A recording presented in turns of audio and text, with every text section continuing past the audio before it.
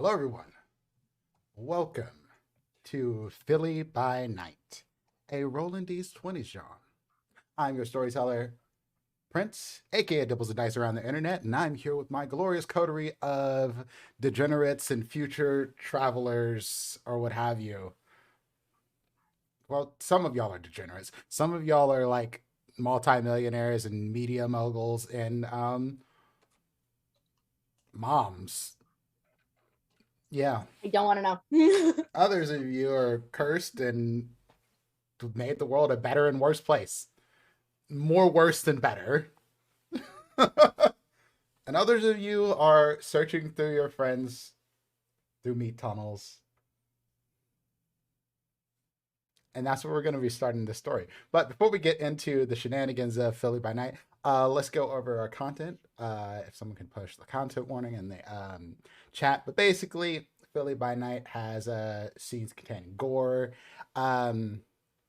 sexual themes, flesh crafting. This particular episode will have a lot of body horror and meat and animals, but not like animal abuse, but more like animal changes. Let's put it like that. Might have some fighting and violence, and bad language. Viewer discretion is advised. Other things that come along with vampire is like loss of character agency can happen, might happen from one of our players or not, and a search of your internet history. And you really don't want that to happen, but Oscar can do that. I'm just saying. So keep that in mind. Anyway, with that said, I'd like to thank Roll20 for allowing us to be part of their Spotlight program, even though we use titles for our shows like Through the Meat Tunnels. Like, I appreciate y'all anyway. I appreciate Roll20 allowing us to be part of this program. We're using their VTT to run this game. That's where you see the dice roller on the screen and all that jazz. So let's go around the table and let our players introduce themselves. And we're gonna go starting in the overlay top corner. Liz. Hey, I'm Liz. I'm playing Dr. Retsaser, Ari, the apparently fucking problem child in the future.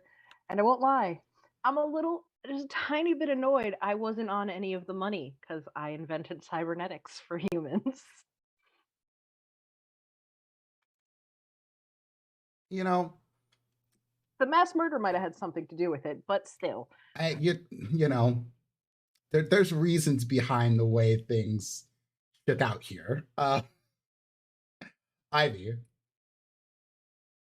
Hi, I'm Ivy. I'm going to be playing Sarita Sanchez. She is a bruja who is emotionally compromised by a lot. And Ivy's pronouns are they, them. I'm upstairs, bitches. Hi, Fair. I'm Fair. I'll be playing Katura Baptiste, the Hakata mom? Question mark. Our pronouns are she, her. Okay, you guys Juice. That's a scientist. Juice. I'm Juice, no pronouns, just Juice. I'll be playing Salvador, our gangrel, apparently possibly noted evangelist, religious sect leader. Just kidding. Our gangrel wolf person. Housewife. Any house spouse. Any pronouns for Salvador? And that's it. And last but certainly not least, Lonzo. How we doing all? I am Lonzo Gonzo, pronouns he, him. I will be playing Oscar de Leon Ponce. Ravnos Kindred hackers just came back to the future, but not the first trip. First trip I've done, but not the first trip that Oscar. It's confusing. We'll catch you up. Not the first trip that this was the first trip that this Oscar has done, but not other Oscars. There have been several. Don't worry about it too much. Just try not to think about it. Yeah, timey-wimey. So let's get started with our recap. Who wants to handle recap? I wasn't here. I can't do shit. I'll go. How about it? Don't even ask for volunteers at this point. Listen, I always ask because sometimes y'all volunteer. Yeah, no, sometimes other people volunteer. So we left off, the building had just collapsed on Serenity, Katura, Salvador, and Ari. Everybody wakes up officially, or at least Ari, Katura, Salvador wake up, and Paco wake up and realize they're under a freaking building. They all make their way out in various manners. Katura hulks through just half a building. Ari uses the shadow arms to make a tunnel for herself, and Salvador screams until someone lets her out.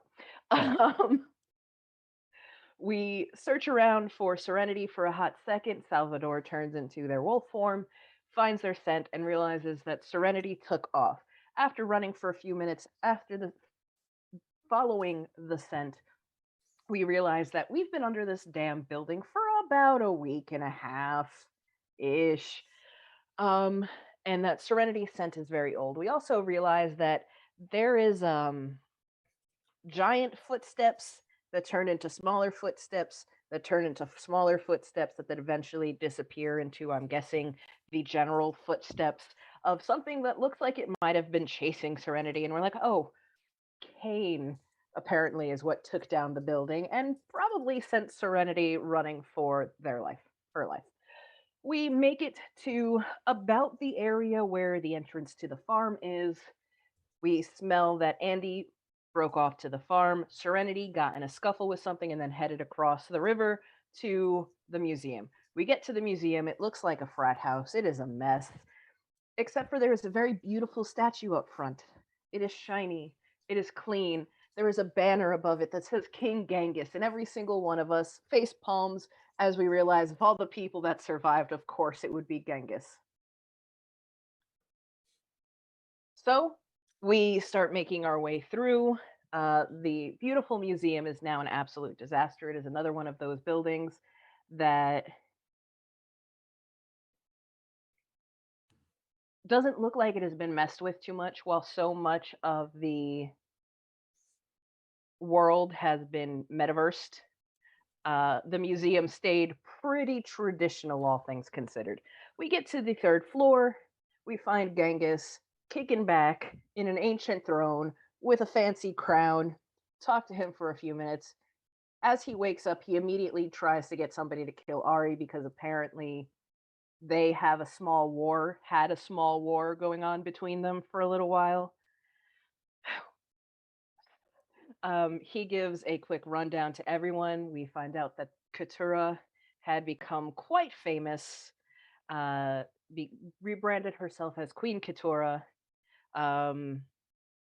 made a ton of money, was one of the biggest media people, jumped into VR, which we're all like, that's a little weird, and had some kids, which is very strange for a kindred.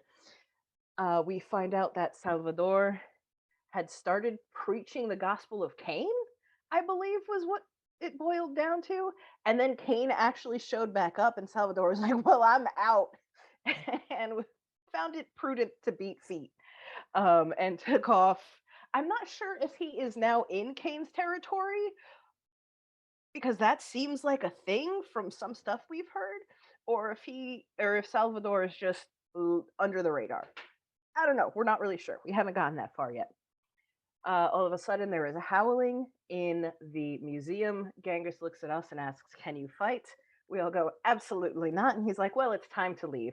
He pushes the throne out of the way. He's like, don't mind the sharks. We drop down a very dark tunnel into, once again, I'd imagine the sewers or the underground. There are sharks. We all assume Genghis has at some point tried to put lasers on their heads, and we swim through the tunnels.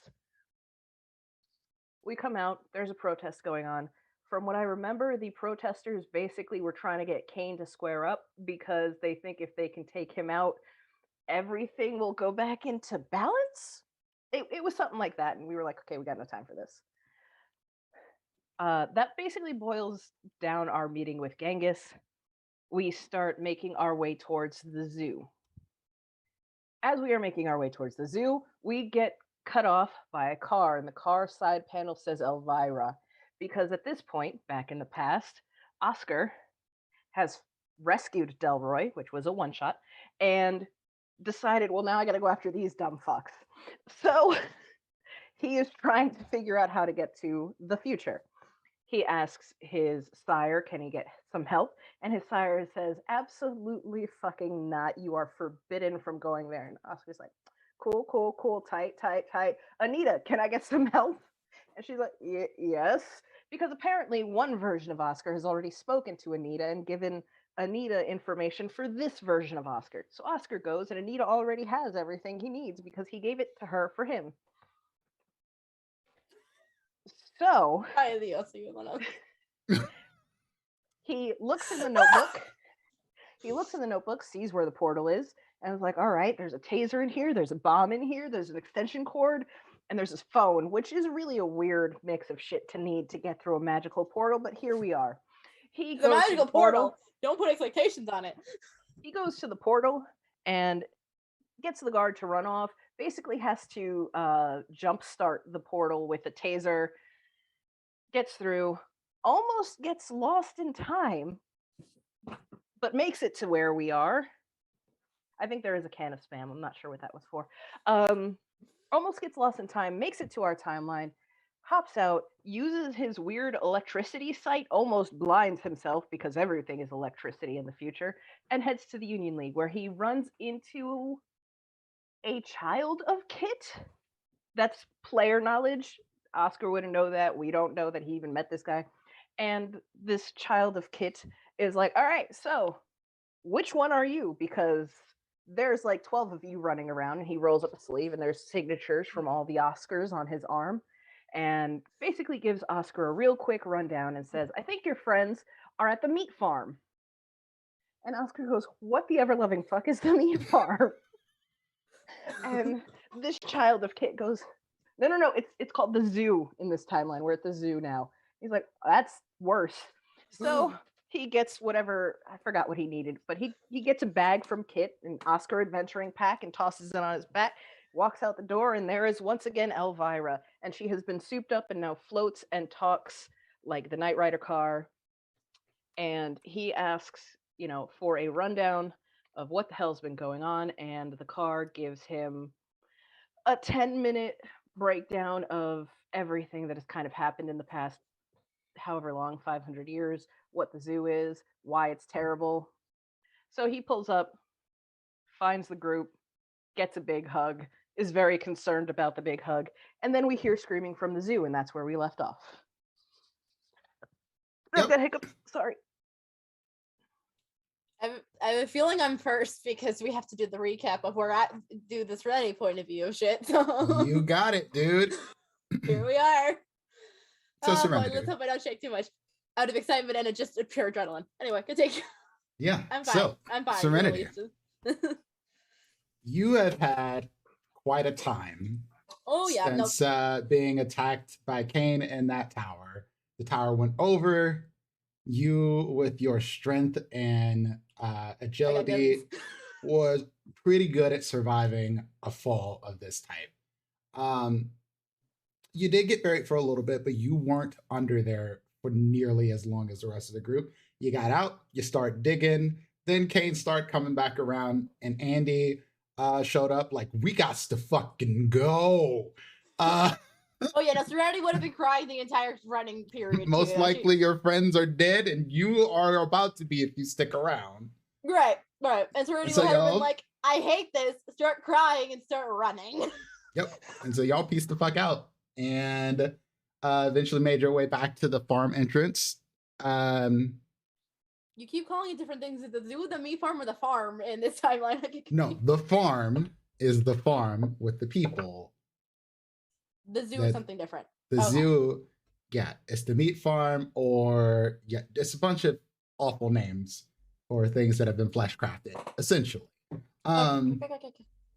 But you don't go to the farm because you are assailed by someone, or several someones, and you proceed to beat some asses until one of them shows up to be Genghis. Oh, the hug Serenity would have given him would be one of just and she would just be sobbing into his chest, like, I don't know, and like trying to very cryingly like explain what the hell's going on. Because again, Serenity's up to here. So TLDR of this, because we're gonna skip through some of the stuff, but you hung out with Genghis at his palace. You know, which I think there is some clarification that needs to be done here. Genghis is an anarchist. The fact that he's called King Genghis is completely by chance, which he tells you. He did not want to be king, but he took in a bunch of scrubs because he couldn't help himself. And then they started to worship him. And him being the way he was, he didn't exactly turn down the worship. And eventually they started calling him King Genghis. And for a few hundred years, that worked for him. It's fine. Now, Cain had a tendency to eat Genghis's followers. So Genghis mostly stayed holed up. But this particular case, you just happened to run into him on one of his expeditions out to stretch his legs. You hung out, you partied, they partied. Serenity wouldn't have partied, she'd been crying in the corner most of the week. Yeah, but... Well, not actually crying, she'd just been like, I am depresso espresso, and you're not getting me out of the funk for a while. They tried. They tried! But then eventually, you get news... crying inside for a year. Of the meat tunnels, and that when you hear meat tunnels, the first thing you ask is like, you remember tunnels and the sewers, and giant meat monster that used to be your friends. Well, you ask about your friends, and someone tells you like, hey, Ari made a project of taking apart a lot of the old meat monsters to make them better, and for you, she did this one and just took them apart and let them be apart. They aren't the same anymore. Also, but if they're still around, what? Yes, please. Serena would have asked, so I know how everyone else probably died in this timeline. How did I die in this timeline? Am I dead? Am I actually dead, or do people just presume that? You are presumed dead. Okay. But no one has any idea why. Okay. Don't know how it happened. That's fine. Everyone assumes that Ari probably has something to do with it, but maybe not. It seems like a stretch to Genghis because Ari doesn't seem like the type to kill her friends, even if y'all didn't necessarily follow her empire. Nonetheless, you take off after your friends after about a week of hanging out here, and make your way to the zoo. Yep. And you get to the zoo. I'm afraid. And Why did I have to be the one? Why did I have to be the one? Okay. Gross. It is something. It is gross. I'm assuming. It's the word you're trying not to say. Gross and fascinating because I'm sure. Everything here has been changed. Everything. And it is still being well kept. Someone here must be, keeping this place warded to keep the animals from leaving. And I use animals very, very liberally because these are animals unlike anything you ever seen. Like, you ever think about like how a hippogriff is in, a book? Well, Ari decided that she wanted to try to make a hippogriff. Do they look like hippogriffs from anything you've ever seen? Absolutely not. They're absolutely terrifying monsters because their skin. Their skin and the feathers are crunchy, and there's like a emu tiger. There's a bunch of amalgamations of animals. I do not have the energy for this. It's all sorry that are saying herself. The other problem is the zoo staff is not like, they are ghouls, you can tell, but they are also built with like clockwork cybernetics, so they keep going. And you can tell they've been programmed in a way. Most of them have screens in them and things of that nature to make them go. And they're connected to their heads. Ari has done quite a job at both connecting technology to people. They're always online. The exhibits are interactive, and they tell the stories of how Ari came up with some of these. Most of the dialogue is done in Mel's voice. Of course it is. So like when you course click you'd be one of all over these displays, they're like, so this John right here, this one was some fucked shit that we just decided on. Like we were fucked up one night and was like, yo, what if we mixed a whale with a giraffe? And you know, like that's how that shit happened. Now, should we have done that? Absolutely not. They don't work really well together. You know, killer whales and shit, they like to like nom shit with their teeth, and giraffes are like, I want to eat off trees. So like we had to flood this one lake with algae and then throw bodies in the bottom so the whale part could eat. We probably should have did something different with the 2 mouths, but that was a mistake. But you live and you learn, and you don't toss the baby out with the bathwater. I think that's how that John go, but like I don't really know. So some of these experiments might be disturbing. If you bring your kids here, don't let them fall in there, because this will not be a Harambe situation. They will eat your ass. So it's mostly that as you're walking through here. I'm just calling out, Calvin, Jay, Slay, are you fucking around? Please tell me you are. I hate this. And what stops you? It makes you scream, Serenity. Oh God, I'm afraid. Is there is no sound as you walk through the part of where they have the wolf enclosure. Mm-hmm. And then suddenly, as you start to walk by, you're just going up the hill past this place. You just hear, and then into the window, you just hear this thump, thump, thump, thump, thump. And you look back, and you want to say this is a werewolf. You want to, but it's like this is like a what we would consider a garu. a garu.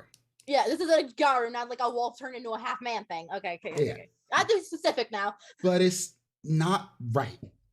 And what isn't right about it is it looks like it's stuck in like this hybrid werewolf form, but on its back, it has like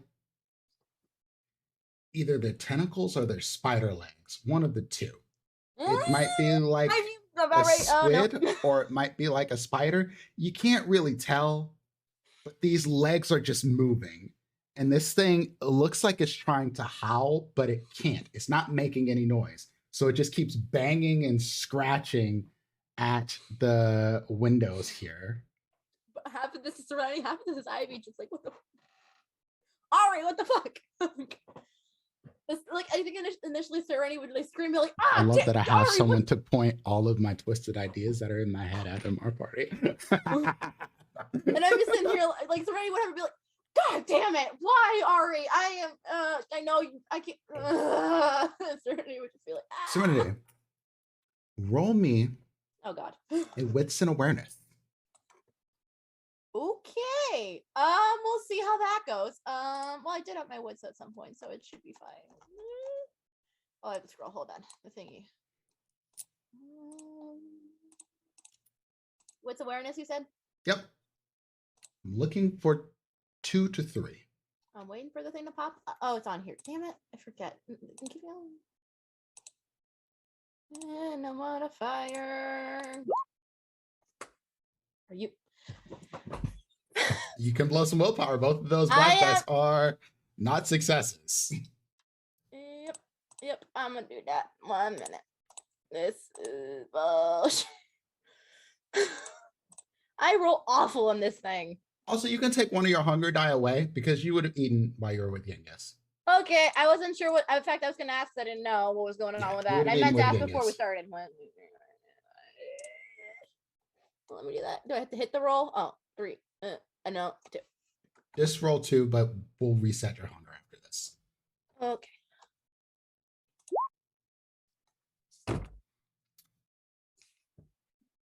Only thing you can see is that this werewolf looks familiar.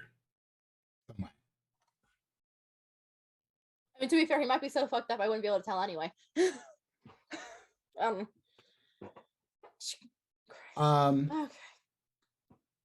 And you walk on by the werewolf enclosure. To the rest of the party, we shift scenes away from Serenity's scream after seeing this monster and a place full of monsters. And we come to the party who are running through the zoo. I assume try to find Serenity. And actually, let me see if I can find a map of Philadelphia Zoo.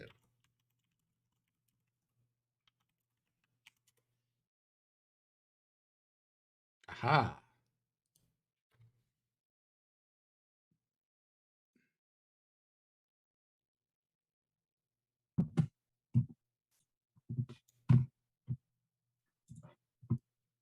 I do have a map.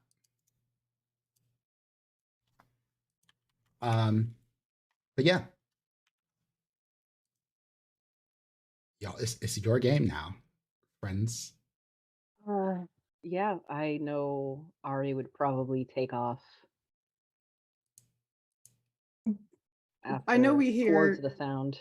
Yeah, I know we hear Serenity scream, but do we hear her scream specifically? Ari, what the fuck? That would be the best, but no, I don't know if that would be what Serenity would have screamed. Okay. But Because this one- Serenity would have full screamed like panic, and then she would have been, "What the fuck, Ari?" Like as soon as she realized that she's not in immediate danger. It Okay. would have been okay. the Ari part would have been quieter. Yeah, well, yeah, I'll go after Ari towards the scream. Yeah, I would have already started subtly making my way over towards the wolf exhibit.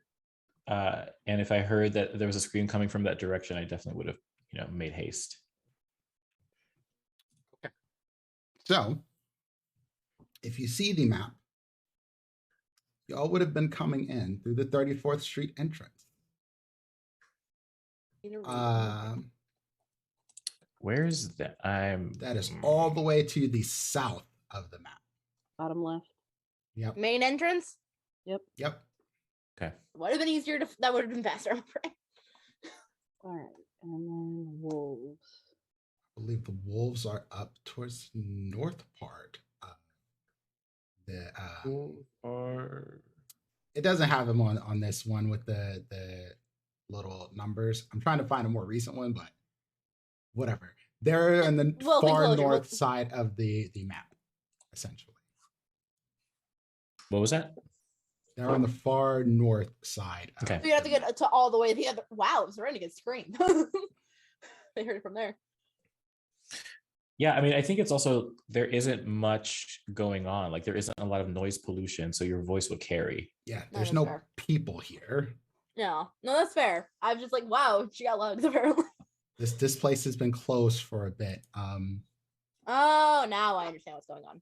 for good reason. Yeah. This has been essentially used as a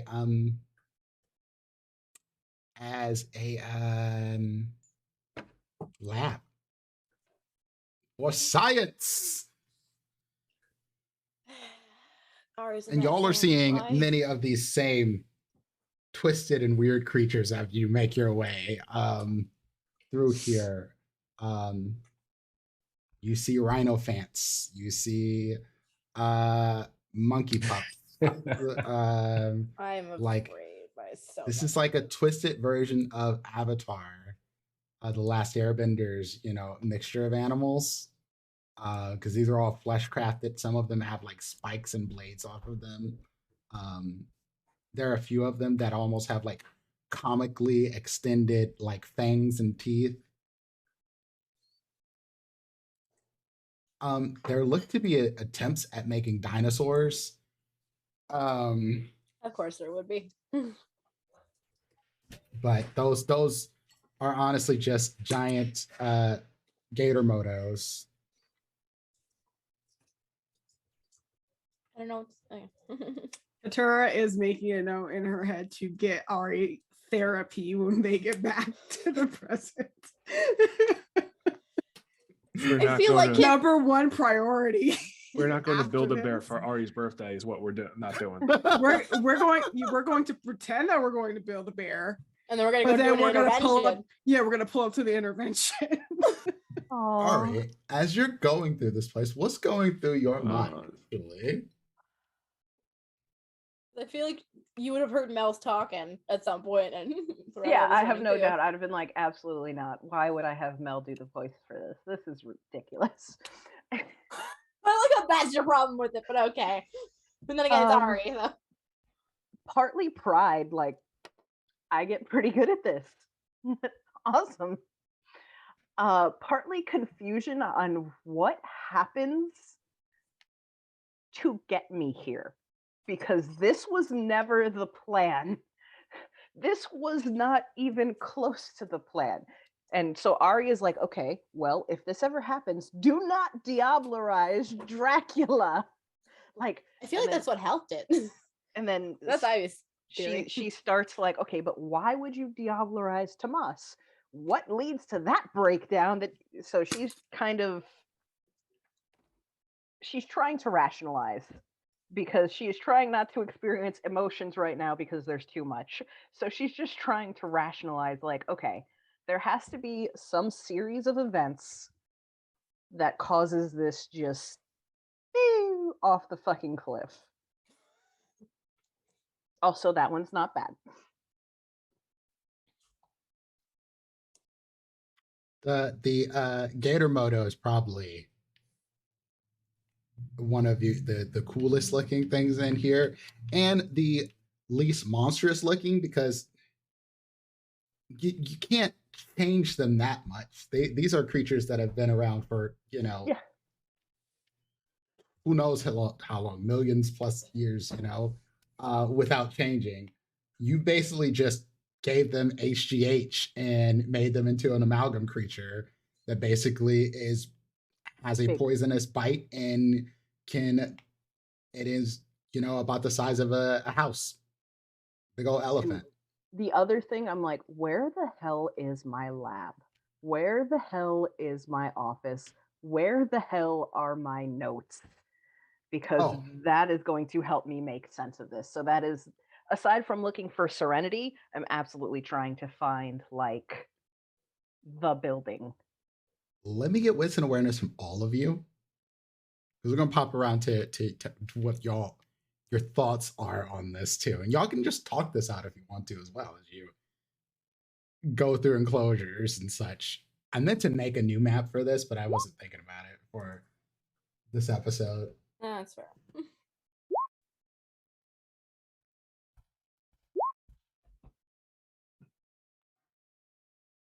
Okay, so we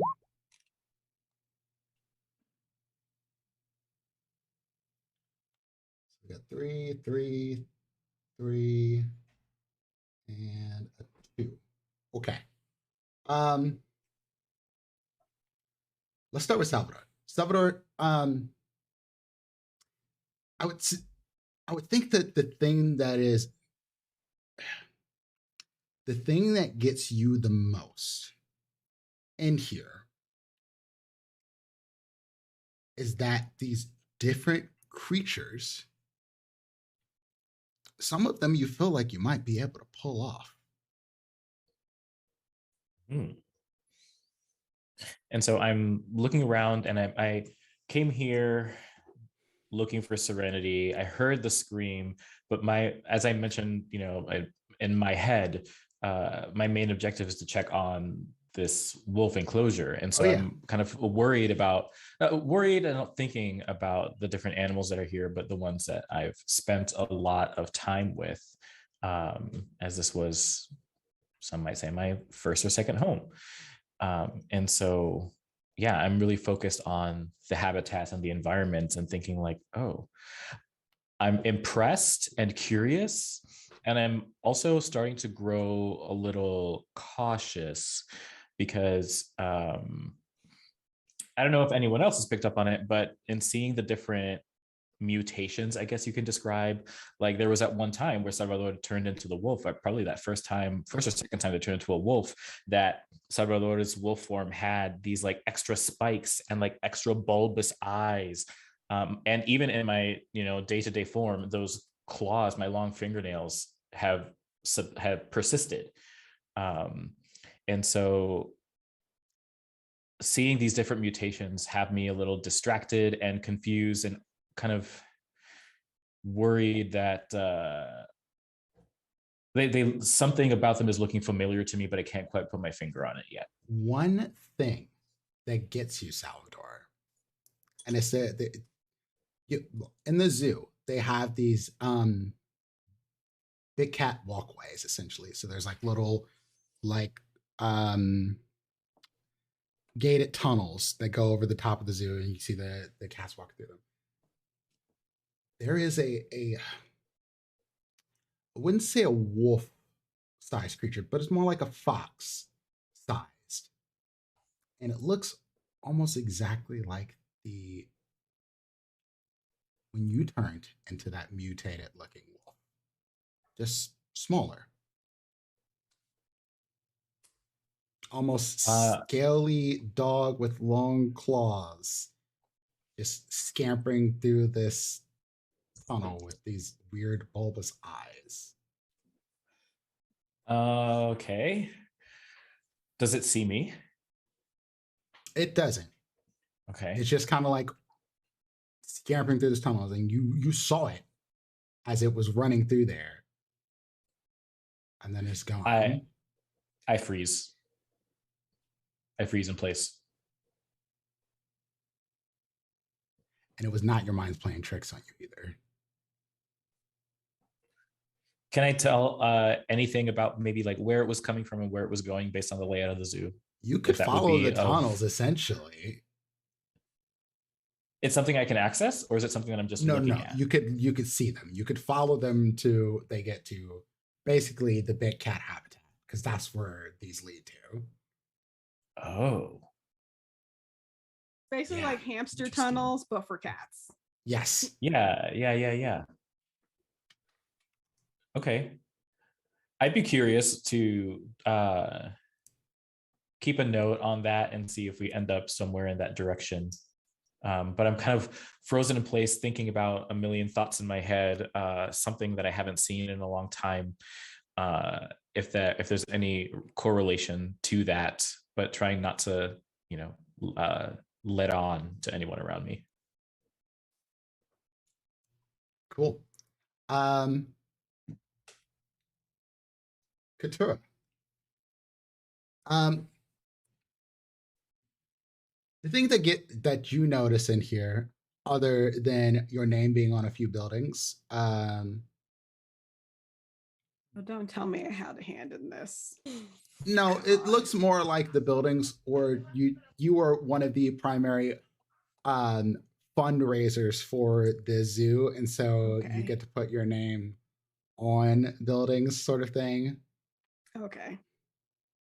Brought to you in part by our generous donors, including Katura Baptiste and giant, letters. Yeah.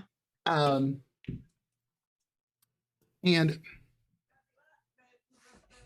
other than that, the other thing that's weird to you in here is have you ever seen Ari Fleshcraft before? No, I've seen flesh crafting, but it wasn't from Ari. Cool. The other thing that you notice is that a lot of the gates and the steel and stuff in here had been replaced with or covered up with bone and matter, and they're almost kind of like mixed in with each other. And after you touch these things, they're incredibly strong. Like it would take a lot to break one of these things. Someone would break on them before they broke. And and you get the vibe that something in here, maybe that you haven't seen yet, was definitely being made to be kept inside of the enclosure that you're closest to, which is the elephant enclosure.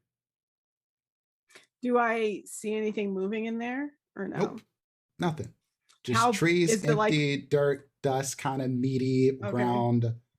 So this is like that scene from Jurassic Park. And bones. There are lots of bones in here, which doesn't make a whole lot of sense because elephants don't eat people.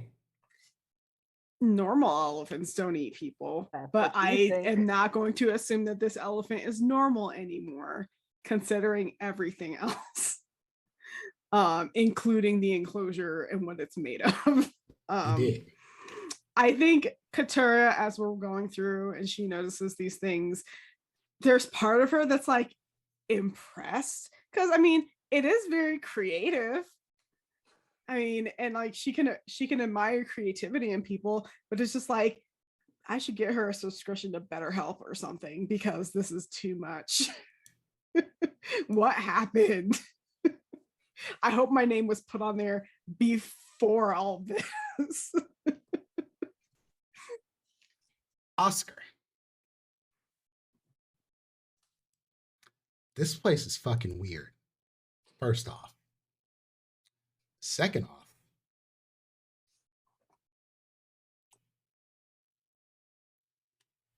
you see some stuff that looks familiar to you. Like your electroception is kind of like always at like a low key on. And one of you has been here.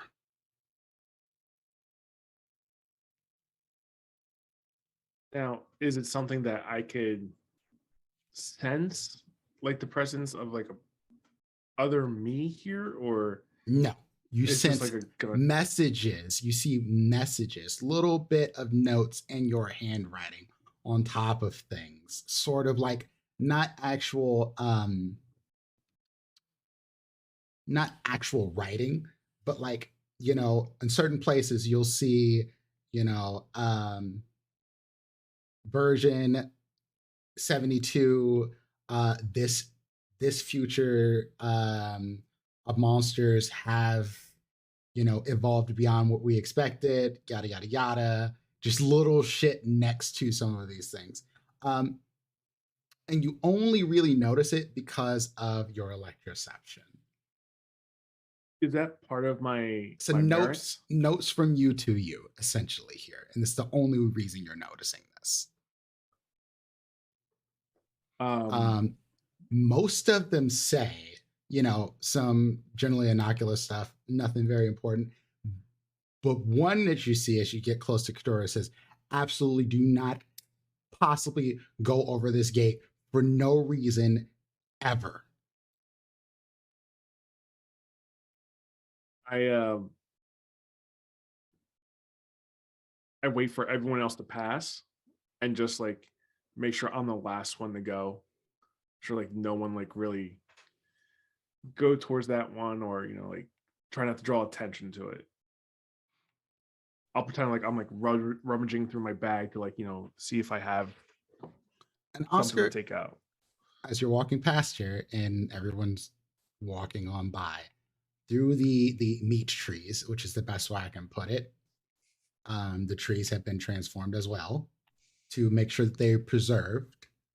You see two glowing red eyes, and each eye is about the size of a full-size polar bear. All right. I stop doing what I'm doing. I make note of that, and I continue to follow the group. That's just beyond the gate that said no, don't go past here. Yes. Yeah, I heed that warning, and I move forward. You see a note as you go past there. It says, Oh, one of those sets of bones was definitely one of us. Got it. Just clutch onto the bag a little bit tighter and then just walk a little bit faster. Try and catch up to everyone else. And y'all are moving pretty fast, I'd say. And you see not so much trails of where Serenity is, but kinda, because it doesn't look like people have been walking through here.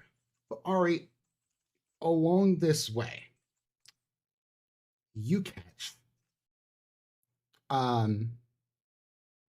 the employees only entrance to labs and enclosures.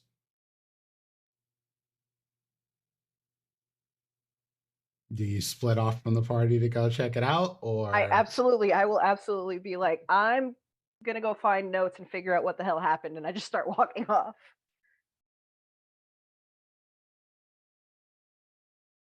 I turn to everyone else and be like, dude, are we sure we should let Ari go by herself? I mean, she's the reason why this is like this. all of this?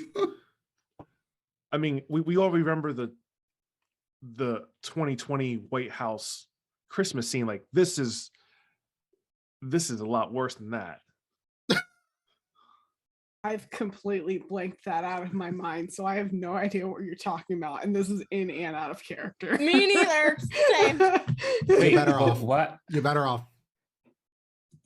Out of character. So I know that there's a lot of shared knowledge around Ari and flesh crafting. Did Elvira mention any of this? Because I feel like Salvador is still kind of in the dark around Ari's involvement with flesh crafting. Oh yeah, Elvira mentioned that Ari had basically committed crimes against humanity through experimentation, through flesh crafting, Okay. Unlawful collections of bodies, imprisonment. Yeah. More like crimes against nature, actually. That too, like all of nature. This goes against the Geneva credentials. Yeah, because Geneva, Yeah. Geneva Convention and Convention. everything. Basically, they said Ari played God and didn't do a great job at it, according to them. I think that depends on who you ask. Right, exactly. The courts, essentially. And what the direction did Camarilla Ari go? absolutely did not take Ari's side because she turned on them for the Sabbat. Mostly because Sabbat. She was in the cam? No, the Camarilla did not defend her, is what I'm saying. Because Ari went Sabbat. And Sabbat, it was really more of like a matter of like, well, no one else is going to allow me to do my work. And so that's how Ari became a Sabbat leader. And so Ari ran off in what direction? Towards the running employee off like entrances to the labs and enclosures. Like, I'm absolutely not trying to sneak. I'm like, my notes are probably over here, so I'm a. Yeah. Which I feel like would raise the concern. Yeah, I think Katura would absolutely go with Ari. So y'all just leave it Serenity now. No, what I do is I go ahead and I grab Ari by the wrist and be like, look, this is I thought you were gonna say by the neck. Grab a bitch by the neck. Snatch her Grab up. your neck and chase you down the street. See, it's not true. It's my own insecurities. Okay. I grab her by the wrist and be like, we need you to undo whatever this is. I Either don't if know there's a what this gate is. that's open that you need to get us through, or a wall that we have to like slap chop our way through the fucking thing. The notes can Oscar wait. So much. Oh. The notes can wait. Don't know what any of this is. I do not know what any of this requires. I, at this moment in time, am not capable of any of this. Well, I calmly interject and say, I know this zoo layout like the back of my hand. How about this? If you feel like you really need to go find these notes, which I really think you should, I really do support this and think this is a great idea. I can try and find Serenity. I can, try and sniff her out. We heard her. She's got to be somewhere around here. Are there voices echoing at me? If somebody wants to come with me, just so that we're buddy system or whatever, I know where this employee whatever room is. I can lead us there after I find Serenity. Okay, how about this? Prince, does there look like, I'm sure there is, wiring and all, like this looks like a functional building, correct? Yes. It has not been caned. No. It has not been shut off by the wires. This place looks untouched by Kane. That's concerning. That's concerning. Yeah, I was about to say, not even Kane wants to come through here. The thing the weirdest thing about this place to you is that there are people working. They're like monstrous ghouls that are working, that are in all sorts of shapes and shambles. But they seem to be keeping this place functional, as if people came in here, it would still work. Like Timmy's 10th birthday coming up in 50 minutes. There's like restaurants and everything. Now, you don't have any idea what those restaurants might have at this point, but give me 2 minutes. Come inside. God, this sounds like I'm gonna do something terrible. Come inside. Let's see if there's a goddamn speaker so we can go, Serenity, bring your ass. So we are not running around this place. Well, it's not, and I think we should also do that for sure. I think it's a great idea. It's not like I'd be running around mindlessly. No. But I've spent a lot of time here. We want to attract attention that we are here by I saying, do. I'm curious.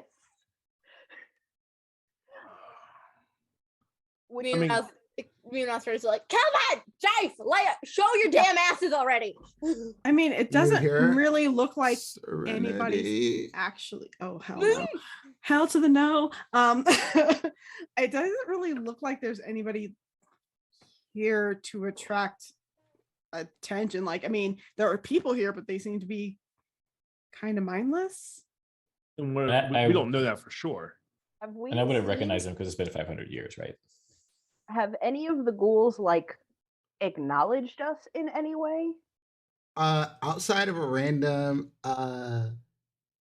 like that you saw one when you first came in that just handed you like a map.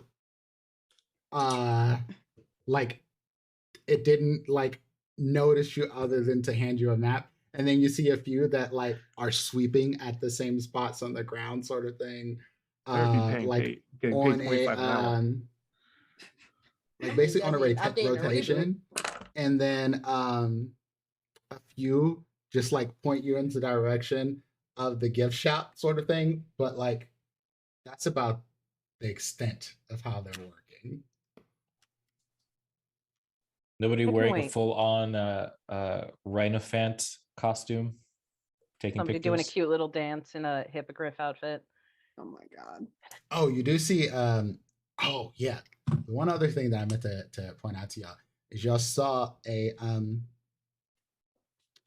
something like a peacock, which I imagine Paco would take offense to.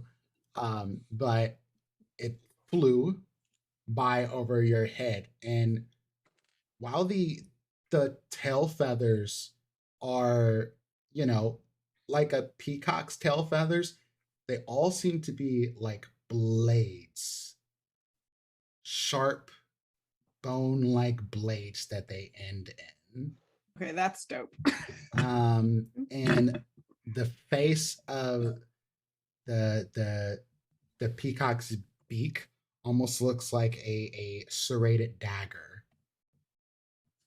This is definitely not a herbivore. You know what? We should stick together. You're right. We can wait. We will have time for me to look at notes.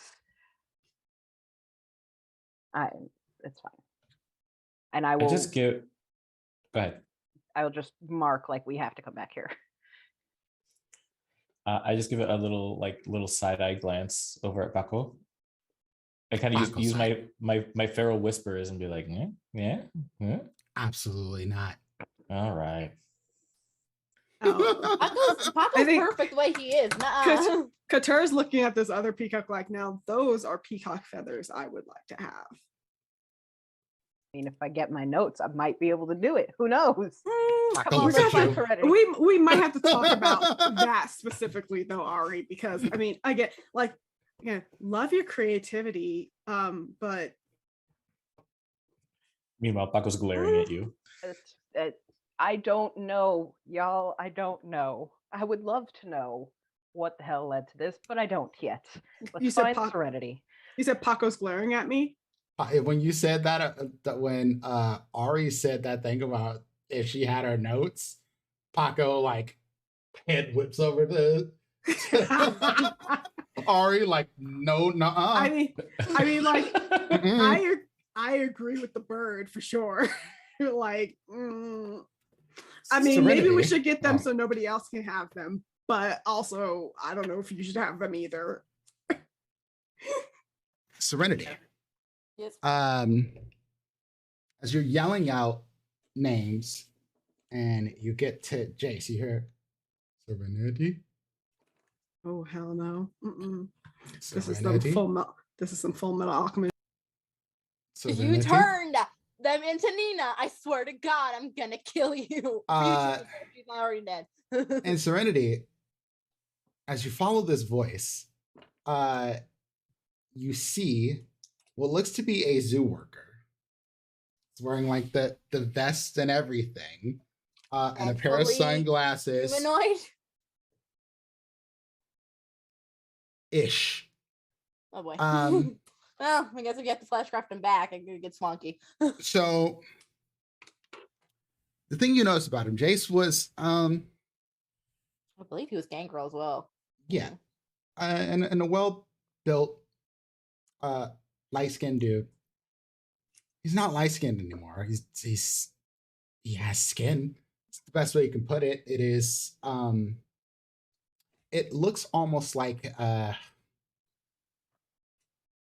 the color of a red ant. And it is like a carapace. It's the best way you could think of the skin that you can see. I don't know if I want to know what a carapace is. Anyway. It is is essentially an exoskeleton. I hate okay. And all of him looks almost armored. He has no hair. He's wearing a little hat that says, Philadelphia Zoo, one of the oldest zoos in the US, and made famous by the works of Dr. Sir. This doesn't look like it was made for people to be visiting this place, but it just looks like it's programmed to do a job, essentially. It has like a little tablet and some pamphlets. And it's like, Serenity, download this to know information about Ari's amazing works. It's not even Jace anymore. It's like he'll respond to hearing me, but that's about as far as it goes. Serenity? Yeah, but time travel, long story. Are you able? Can you communicate back to me like in full sentences? Serenity? Nope. Okay. Uh, I go to what do you like do? I Serenity will like grab him by the shoulders just for a second to like fully realize that this is real, at least in terms of this reality, until she can get back to the future and from the future to fucking fix it. And as you grab his shoulders, he kind of tilts forward and the glasses slide off. And there's just hard eye-like sockets. Look like if the skin was just covered up over an eye, but an eyeball was still in there. No eyelashes or anything. Just okay. So and I don't. he says to you, I remember your voice.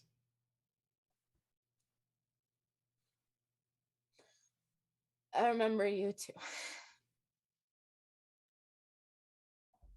I don't. To be clear, I'm from the past, so I don't know half of this shit. But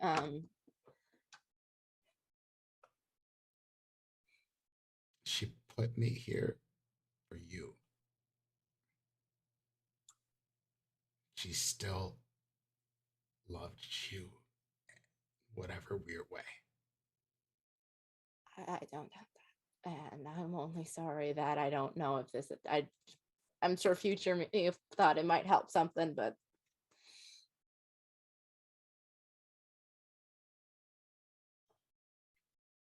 I'm sorry. Wasn't your fault.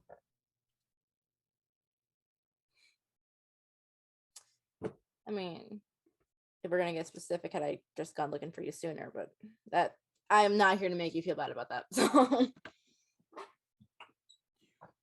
You couldn't have seen what was coming. what terminals are Cal and Leia at?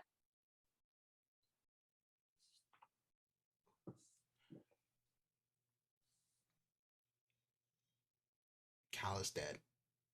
I think. Okay. Leia? Leia is too smart.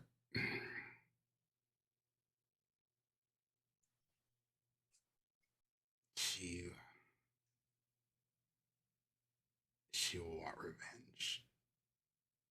No, I get that. Thank you.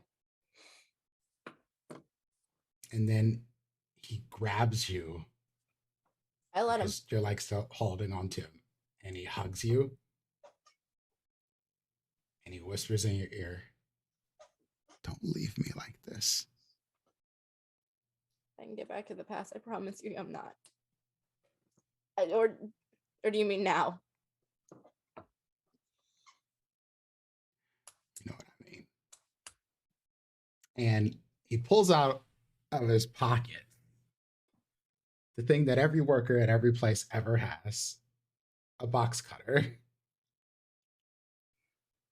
Right, takes it. You can't do anything with this box cutter. You can tell immediately, Serenity, that's not going to do it. Can I find But it's anything all that he would? has. Can I find anything that would around me? You could probably, snap Probably. one of these meat trees and make a nice steak out of it. Yeah, I'd take the time to do that. Or bashing device, or you could probably just break him. I'd give him the option to pick. Did you really tell her to go get a switch off the tree? That was not what I was getting at. But like, shit. I mean, we're out of options otherwise. Serenity would, of course, give him okay, so I can either make a stake out of the tree. I can just try to wring your neck, which I don't know how I'm gonna feel about.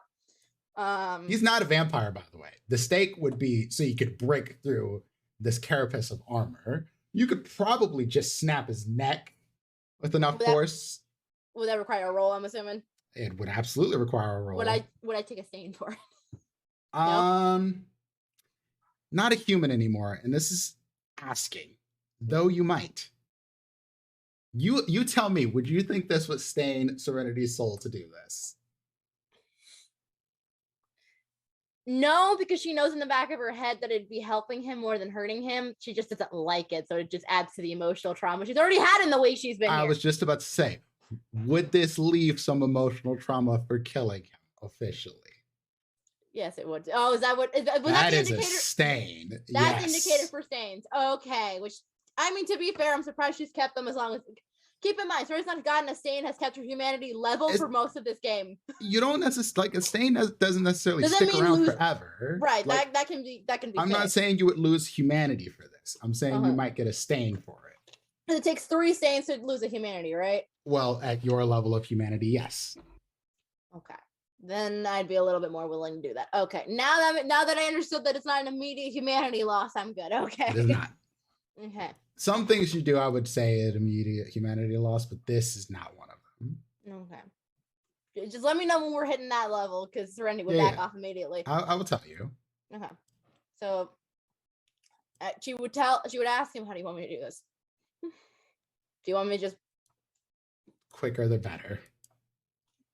So I grab his face, I give him a quick kiss on the forehead. I'm so sorry I couldn't fix this. And I grab his neck. I hope the final death is better. And I ring him as fast as possible. Strength and brawl. I'm afraid if I fail, this is going to make everything worse. Okay. Feel free to rouse your potence and anything like that too. I mean, I have prowess. But that is a rouse check anyway. I don't even know if that would count. I mean, my strength. I mean, my pool is 1, 2, 3, 4, 5, 6, 8 total. So it shouldn't be. I'm looking for to do this right. Painless. 6 successes. Oh shit.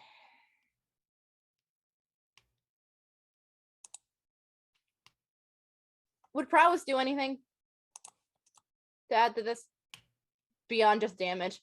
Yes. Because that's going to give you basically 2 successes. Then I'm going to do that first. Let me do the rouse check for you.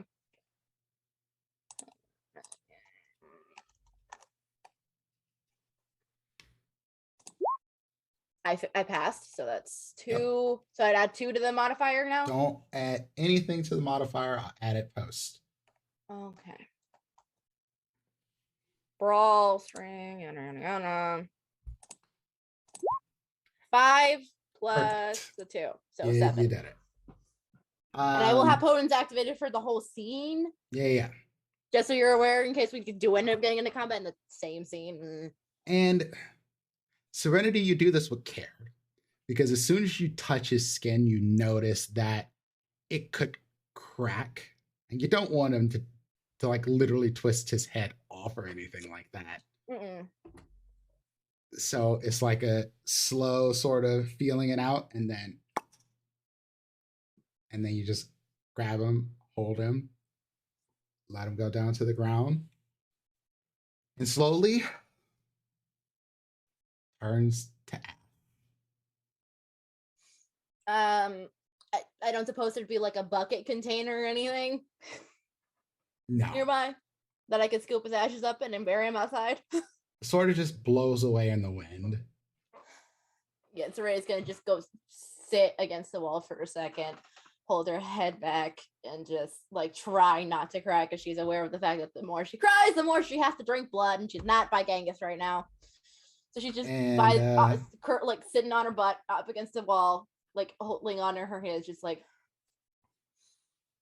even though it won't do anything, taking deep breaths to attempt not to have a full breakdown again. And the rest of you, as you're walking, you go past the wolf enclosure. You see where it looks like hand claw prints on here, up a little hill, and then you see Serenity sitting on the ground holding what looks to be a little uniform, essentially, and trying not to cry. Serenity? Along the way. Yes, please. Go ahead, Juice. Yeah, sorry. Oh, I was gonna say, along the way, I would have been continuing to look out through the little like catwalks to see if I see, that creature that I saw earlier.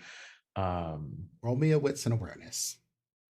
Oh, really? Yes, you can rouse it. You can rouse wits. You can rouse wits, but that is the roll for this. As a matter of fact, I'm just here trying to be cute. Oh, that's good. I literally rolled 0 on my first wits awareness of the whole night. Don't feel bad. You follow this thing as it sort of twists around and goes towards the cat enclosure. You would have to stop and pull off to the side from your group to continue to follow it, but that's the only logical place this thing could have ended when it left. based on the way I was traveling through these the catwalk, essentially. Ooh. And I'm assuming I guess the benefits of my like wolf form wouldn't necessarily translate into this. So no, I guess if we're looking for serenity, I really want to go follow this inkling. Everyone has their own agenda, but no one wants to go and take care of them. Please split the party. Show me something like that. I just want to see I was waiting for things like that will earlier happen. before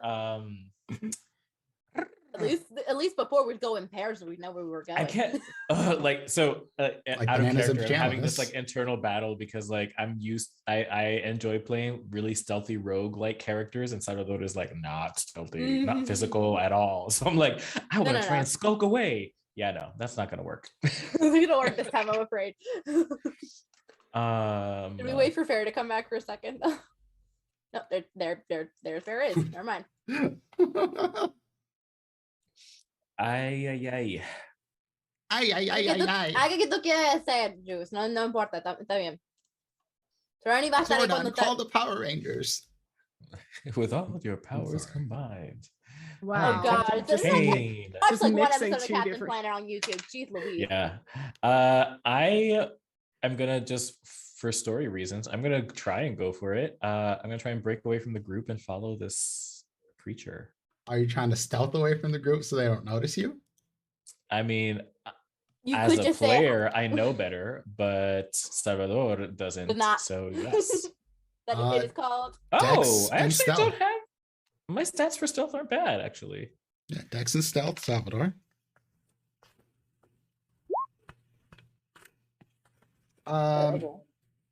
And if anybody's actively looking for Salvador, I'll let you roll with an awareness. But otherwise, Katura winning me. would y'all have been paying attention? If y'all not Okay, paying, if y'all don't think y'all paying attention, then I'm at the back because I came up. Oh. Yeah. Would I have been in the back? Well, you came up. You last. did leave. yeah, you came up last because you but that doesn't made necessarily us- mean you had to stay at the back. Yeah. There's plenty of space and walkways here, so No. That was one of the things that I wanted to say earlier too. When you said that you were staying back to like observe those notes, there would have been this like shuffle between you and Salvador because like Salvador was also trying to stay back to try and like break away from the group. So like it would have been this awkward moment of like, okay, who's gonna be last here? I would have probably said something like, so you're really not Delroy? I'm really confused. And then eventually would have given up and followed with the rest of the group to give you that moment to stay behind. But then eventually I would have tried to break off. So maybe the last reasonable person to maybe notice me might be you. No, I think after having that talk with the good doctor, I probably would have stuck a little close to them just in case if they decided like last minute to pull Salvador. Now So- we have a doubt. We have a pulling a Delroy. We have a pulling a Salvador now. Oh my God. They mean the same thing. They really do. They mean the same thing. This is It's true. almost like it's like, oh great, this is the new No. So Delroy. Salvador's Great. pulling a Delroy, not Salvador pulling their own thing. No. Name it correctly. Yeah, The this only difference is that I can actually turn into Well, Probably you turn have into a chicken. some combat prowess. Yeah, cool. you might be slightly more competent than Roy is at this. Or Look, Delroy. Delroy took off on his own. We can say whatever the fuck we want. We're He gonna made come the I choice. back. probably, We're gonna I come think- back to Salvador with this, but yeah, I think you would have done this. yeah, Salvador's done this successfully. The rest of you, however, run into Serenity, and I- Serenity looks like she's having a time. I like go run to her and like I see she's upset, so I'm not gonna give her any shit for leaving us under a building. But I think what I will say, and it's like kind of like trying to like bring some levity to the moment. It's like, listen, we have to stick together, okay? Serenity says we were close at this, but you just open them, turn. Hold Katura off has a second. giant. Katura's chest is fully concave, by the way. Serenity would just look like start pinching herself, like either I final died myself. And as you're or- pinching I'll- yourself, Serenity, a bird like lands by you and it just flies down and lands by you. And you see that it is a duckwin. Is the best way I can put it. It has a penguin like shape, but it has a duck face and like duck colored wings, so it I can hate this. fly. I hate this. Okay, continue. And it just kind of like waddles next to you and like flapping the feathers a little bit. Quack. Did I Oh, final boy. die? Did I final die? No, unfortunately, we are still in this hellscape. Fuck. Alonzo, I think you're muted if you just said something. I was gonna dig deeper. Quack. I was gonna dig deeper. Of course, the one time I don't dig deeper. Look, we all made it out. And I'm just, honestly, I'm going to go to the little duckwin and see if I can Yeah. get it to come over and pet it. Look, yeah, we're alive, and I think It tries to that's bite what your arm, matters. and Yeah, you see yeah. that it has a bunch of like shark like teeth in its mouth. Stop. Just Uh, to smack its and then- beak away. And then as you do that, it kind of looks up at you. It almost looks like he's got little tears in his eyes, but it doesn't try to bite you again. No, open. And I'm like straight up like, open your mouth. Like just messing with little duckwing. Drop it. Drop it. Yeah. I do. I think at this It point opens would its fully mouth. notice Oscar and look at him and be like, 500 years and you haven't changed your style at all. Oh no, No, this is not this- 500 years, Oscar. This is our Oscar. Yeah. Long story, honestly, a long story. Ronnie just gets up, like drops the uniform for a second, goes over to Oscar and just fucking grabs onto him with Yep, everything she's got. yep. Not All tight right. enough to hurt him, but He's still a weak boy. Yeah, okay. Yep. Good to see you too. You ready to go? Where's Can I- Salvador? Can I also have a hug? Because you did think we were dead, apparently. That's what Genghis told us anyway. No, yeah, I went digging through the building and then Gang showed up. So Andy's like, "We gotta go," and I'm like, "No, we fucking cannot." And I kind of got dragged crying back to the farm for a little bit. That was, and then I ran into Genghis. I'm not had a good week. Yeah. Also, yes, yeah, and can I also go imagine. around giving the hugs, and I'm like, "Where the fuck is Salvador?"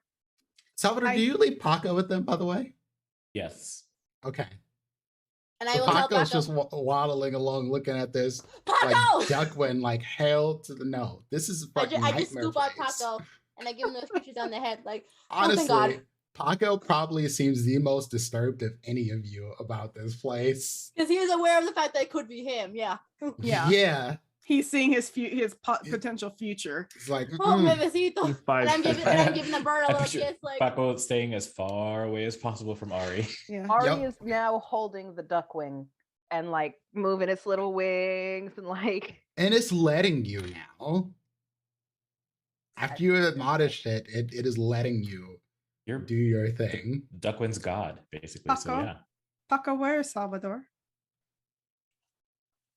can you point me in their direction? Yeah, can you? And Paco does this like weird sort of like I will let. the best way I hold can him out do so is he like Paco does this, because he didn't tell Paco either. except Did this you? with like Oh, bird feathers essentially.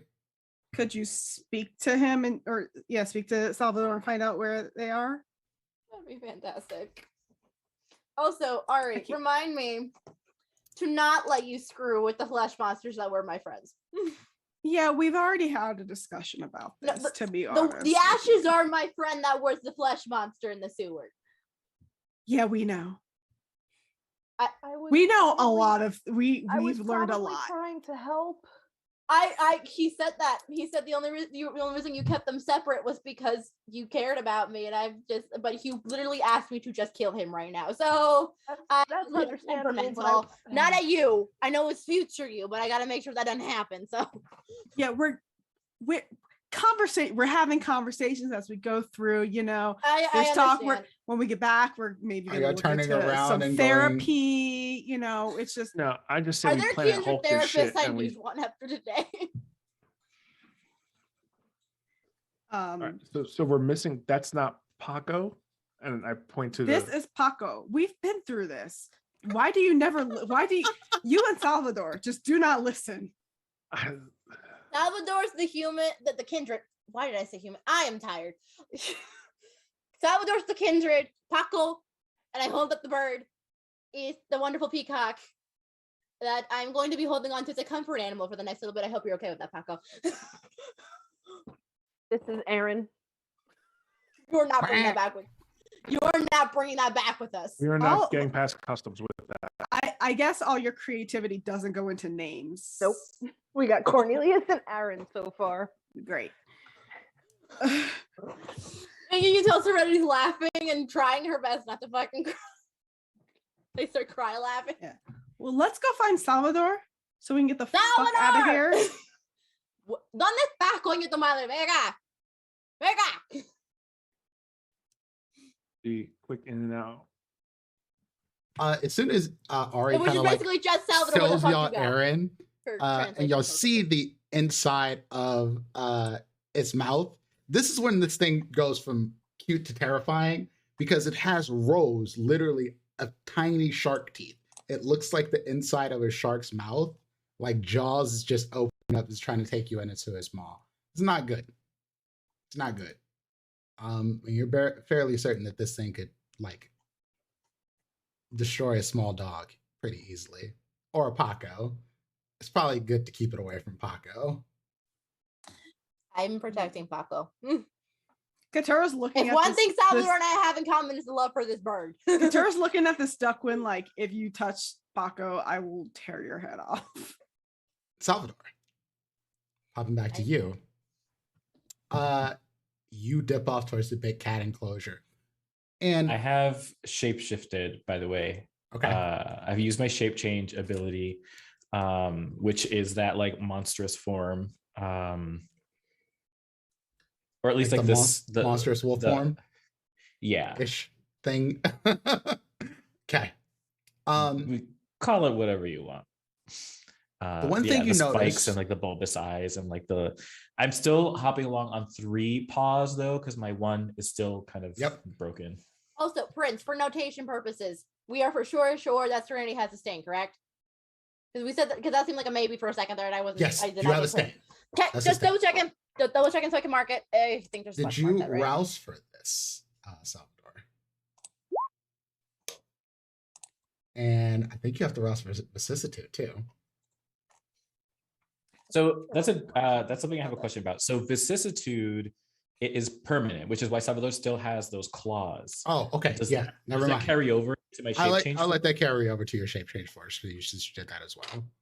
But you won't be able to turn into a regular wolf as long as you do this then. Yeah, I would need to use vicissitude again Yes. to be a regular wolf. Yes. Okay. Yeah. I'm intentionally like trying to channel all of these like monstrosities that I've been seeing around me. And since I got the sense that, I could probably turn into them, and seeing this one that looks a little familiar to me, trying to incorporate whatever I can of that into this form. And I ended up just becoming the same thing that I did before. what you see on the big cat, like you see your ligers, bunch of like regular ones, but then you see a saber-toothed bear. And Mel's talking about it. All right, so this John was like straight out of my like He-Man dreams and like something that I could just put together. And Ari was like with it. Like, if we can get the DNA, we can make something shake. And so we did it. Like we did the whole Jurassic Park thing, put it through a few tigers. We kept breeding and giving them the proper amounts of HGH, which is too much. Honestly, this is a whole bunch of stuff that we did that was super unethical. But in the name of science, we do what we got to do. And we wanted a motherfucking bear tiger. So we made that shit happen. This is one of the greatest Johns to ever come to Philly. And it's probably better than our team, the Eagles. We even made that shit better. Because You know, an eagle is not good enough. It's an eagle dactyl now, bitches. An eagle dactyl. But anyway, saber-toothed bear. This is a clear example of you got to break a few eggs to make a whole fucking omelet. So we lost 62 scientists during this experiment. A few bear cubs, you know, some saber-tooth tigers that we got to make. That cost us a few million. There are some people who were unhappy about that, but you know, again, we do it in the name of science. Don't fuck with this thing. It will rip your arms off and beat you with them like a Wookiee. All right. Hearing that last part, I head over a little more trepidatiously, keeping an eye out for something that was probably hard to miss since it is a bear-sized tiger. Yes. But I'm looking for a fox-sized thing that looks like me. Looks like you. Salvador, roll me a intelligence and animal kin. Okay. Ooh. That's a damn good roll. You sense this through your smell more than anything. But you're also using your own brain. This, as you get around and into this enclosure, which is where this fox thing has gone, you want to avoid this saber-toothed bear. And you sniff your way into the same exact path that this fox-like thing is gone. You do see this. You have to squeeze. It is tight for you. But basically, you jump into the enclosure and then go through this small tunnel. You see the saber-toothed bear. It is about, say, 16 feet tall. It probably weighs about 3 tons. Clearly, whatever this thing eats has to be pretty big. It is what looks like full-size buffalo skeletons in here. So I'd basically be like a chicken finger appetizer to this thing. Essentially. Okay. You'd be like a Skittle. Avoid that. But because it's so big, the first thing you notice is this thing could not possibly move that fast. You could it can't fit through these things like I can. Outrun it. And as you go into this little crevice where this fox thing is gone, you see a man. Where? Sitting in front of a little like cot. And this fox thing is bringing the man what looks like food, meat of some sort.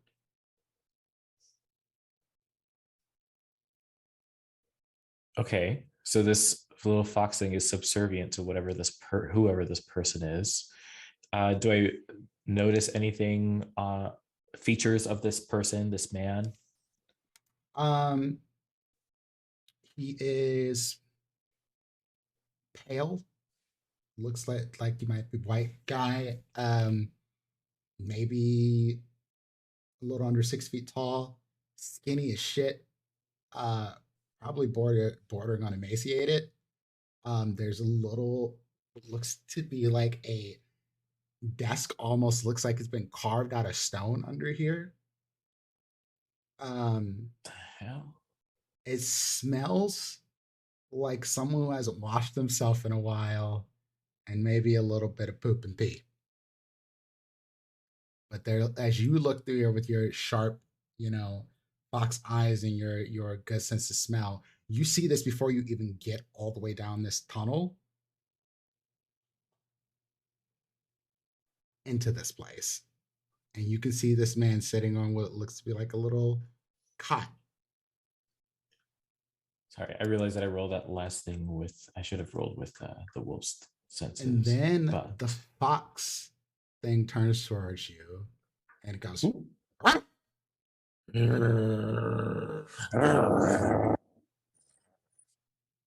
and you growl, it is much louder. And then you hear a roar behind you that could only be your saber-toothed bear. All of you outside hear this thing. It basically makes the trees shake and the birds fly away. And the man says, "Well, heck, it's been a long time since we've had a visitor. Come on in, partner." And that's where we're going to take a break. So, Oh boy, I for don't those of you recognize tuning the accent. in, I appreciate you. And we're going to take a short break, run an ad, and we will see y'all in a few minutes. Thank you for hanging out, family. Be back in a minute.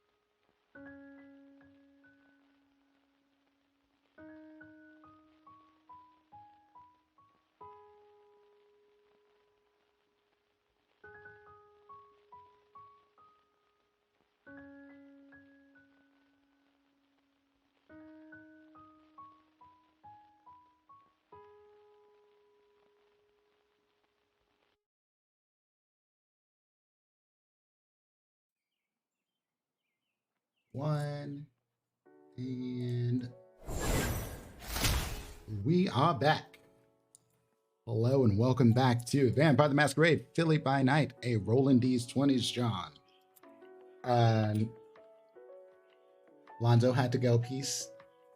But don't worry, Elvira picked up Aravenos as he fell into torpor after trying to chase y'all around. And she's gonna go find him some noms. But in the meantime, someone's in a little cave, barking. And there's some white dude in here. Yeah, that's what the growl was for. Do you continue into this place so you can fully make him out? I do. My initial thoughts are like I'm trepidatious because I'm following this creature because they look familiar to me. Thinking like I'm thinking this is someone that I haven't seen, a creature that I haven't seen in a very, very long time that I thought was a figment of my imagination, but now certainly is not. Seeing that they are acting subservient to someone else who looks like that, I'm like, okay, this can't be what I thought it was. So I'm curious, but I'm also not as threatened anymore. So with that growl, knowing that there's a potential danger behind me, real danger behind me, I will approach this invitation still cautiously, but I will not shape back into Cyrillode yet. And you see a white dude. He looks like he might be, I don't know, somewhat, not even like old, but like getting up there in age, or maybe prematurely aged Italian man. His hair is slicked back, but he has a long, dark beard with grays in the inside of it. And he looks at you and he goes, looks at the wolf and then looks at you and says, I ain't seen you here before. So either you are a new crafton, and that means this place is back open again, and that means I need to leave, or you're kindred.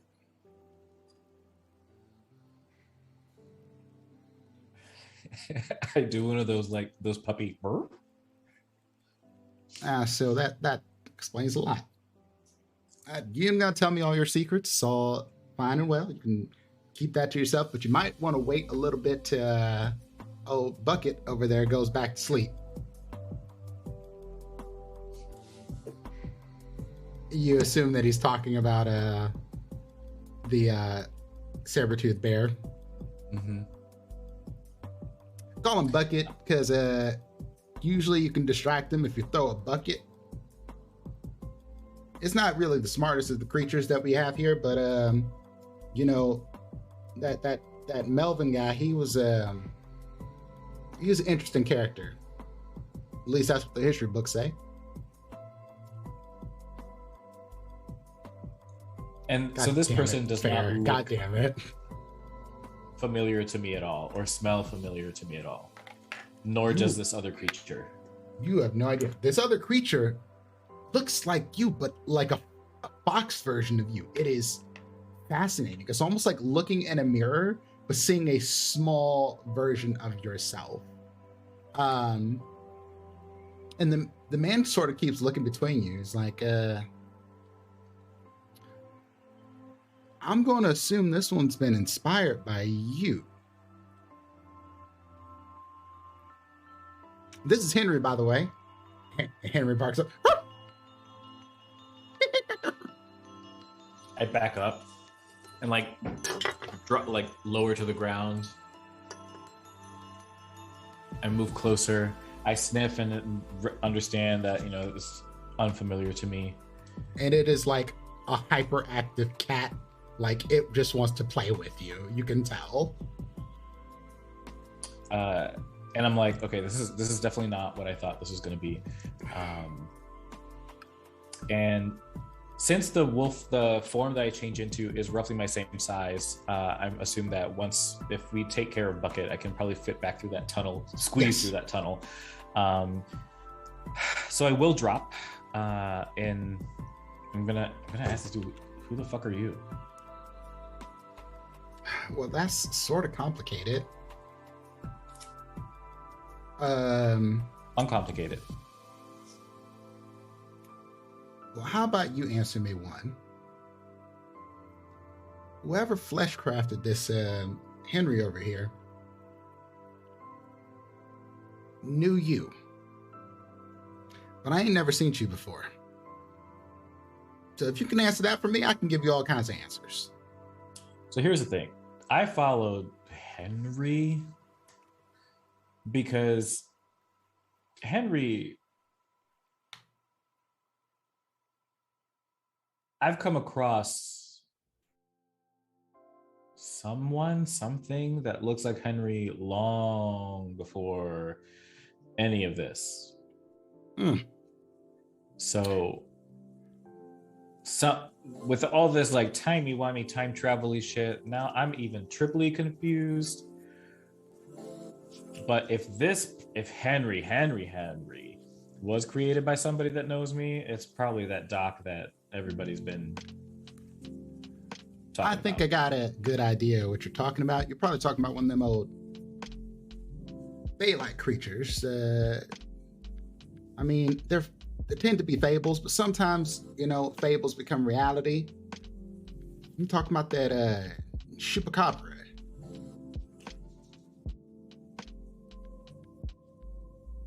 Yeah. That's what I thought. So you sit down here, partner. Well, being that you're one of them ones to drink the blood, I'm gonna have to get you. Henry, can you go do us a favor? And then Henry just runs off. I sit at whatever chair he pulled up. It's literally a piece of stone that is built into the wall. So there's no other place to sit than right next to him, like almost thigh to thigh space, or you sit on the floor.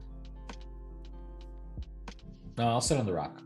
And he's like, I'm not trying to be like below eye level. I'm trying to be at same eye level or higher as this person. And he looks at you and he goes, "My story is strange,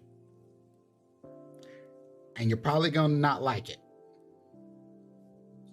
But it wouldn't be the strangest thing I've heard in the past however long I've been conscious." Okay, well, then Kane's my daddy. Well, I've got a group that I came here with, so I'm sure they're walking around somewhere. I might need to meet up with them. What?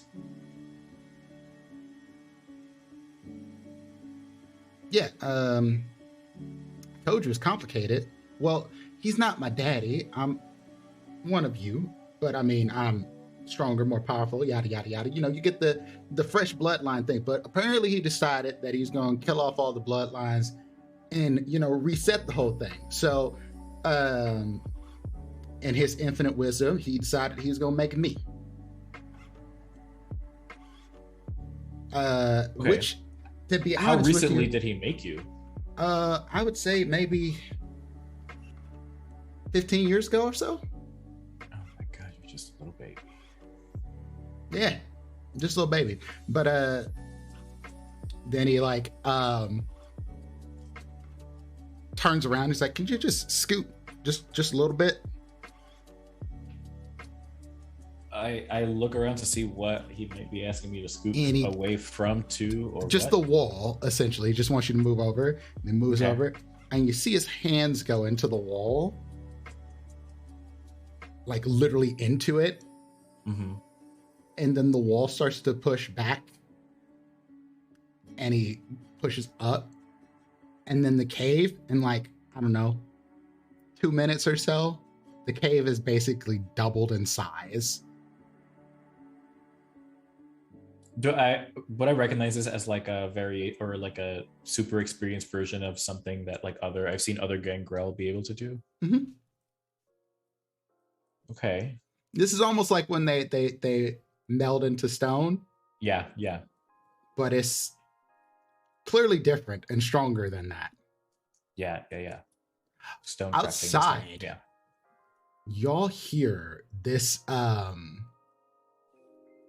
this rumbling. You can feel it under the ground. It's almost like a little seismic event. You're not sure if it's because of the still grumbling saber-toothed bear, though you haven't discovered exactly what that is, because y'all been walking by some of these exhibits without really paying too much attention, because some of these things are absolutely terrifying.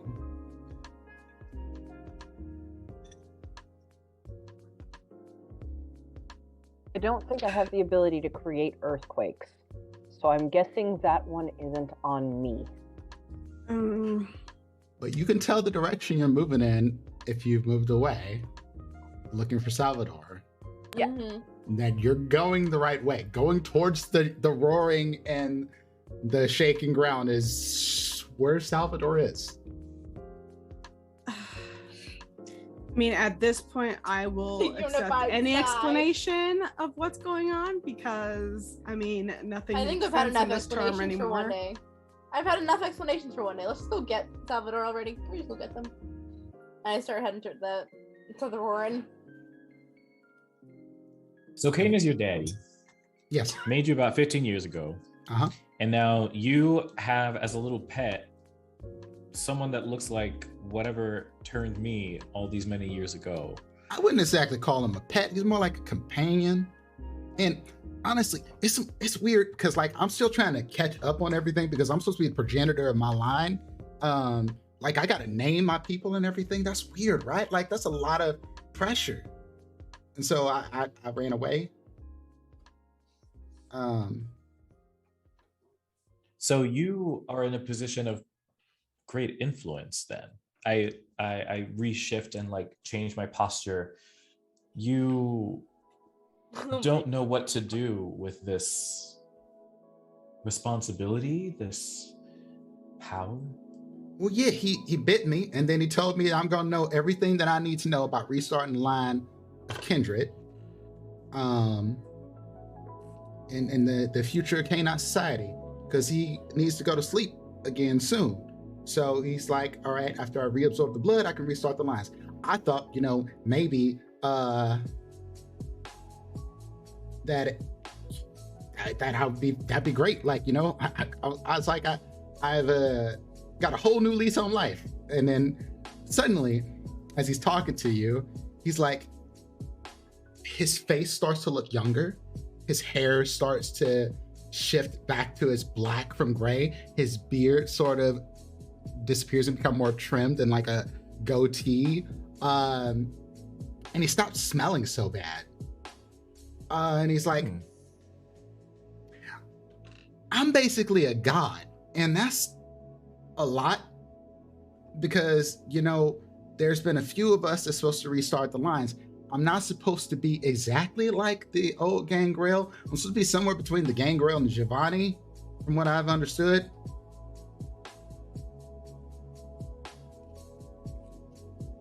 Do I assume I would know. Out of character, I don't know much about the Giovanni. What would that tell me? They're basically a clan of Hakata that basically were Italian mob. A lot of family ties over years and years and years, and they generally only embrace members of their own family, which becomes somewhat of an incestuous mess. But yeah. They're vampires, but yeah. Okay. Well, when I say members of their own family, I literally mean members of their Also, own like they were family. alive, had family. Yeah. Like Oh, whatever family is left over, they are They embracing ghoul them. their friends, kids, like ghouls. It's all part of the family. They're like Olive Garden. All in the family. Oh, that's a lot to When you're process. Giovanni, your family. Okay, so that probably makes sense as to why this place hasn't been destroyed. Does he know you're he's here? not gonna destroy it. He knows where all of us are, honestly. Did you not know this? Like, he's got some god-like omnipotent sort of features. He just picks and chooses. Like, it's a chess game, right? Like, And he sits over you and sniffs at you. He goes, weird. It's real weird. It's two of you. Okay, first of all, now I understand why people don't like it when I do that. Second of all, two of me. Yeah. Yeah, there's definitely another you here. Older, Here? but well, I mean, here in the general vicinity. Not in the suburbs? Well, what do you consider the suburbs to be? Like, because if you go just a little bit further northwest of here, you're in the suburbs, and that's basically where you are. I mean, you're here, but you're there. And he sniffs at you again. He's like, "Oh, you're from another timeline. That's some weird stuff. I thought that was shit from only in the movies. I saw it in that TV show that one time." Yeah, that's what I was just about to say. That's probably why you smell two of me. And I also don't know what you would call the suburbs here / now. I mean, theoretically, I could change it to make it a bit better, but then, my daddy might start just walking and smash it up again. So, maybe I should just leave it be. Well, listen, what's your name? I'm Henry. You can call me Albert. Albert. Mm-hmm. Albert. You've been very kind. You've been very hospitable. Thank you for your time and helping me understand a little bit about what's going on here.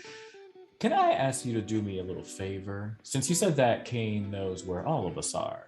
Yeah. Is that right? Mm-hmm. Can you ask your daddy if your daddy can not destroy buildings that we're in and not kill us? I got some friends walking around here as well. He taps you on your back and he goes, "That's funny as hell, partner. You think I could tell that big motherfucker what to do?"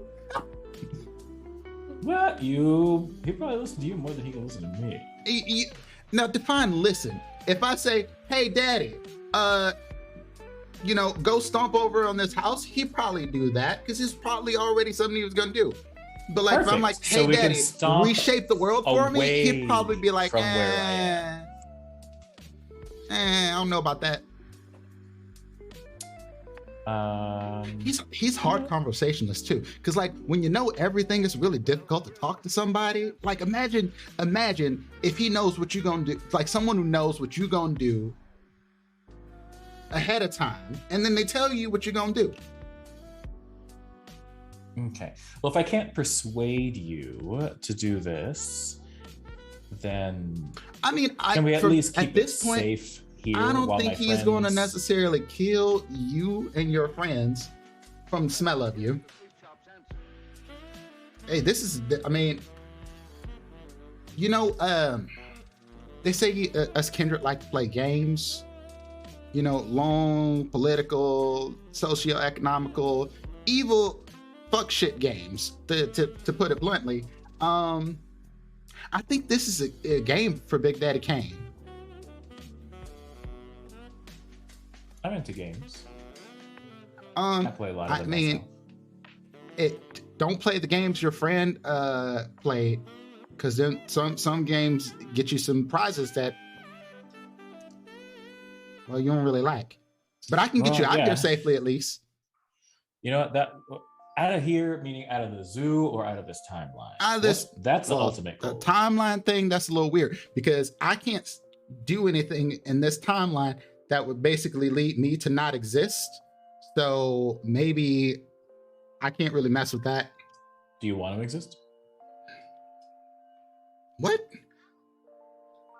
I said what I said. I'm a god now, partner.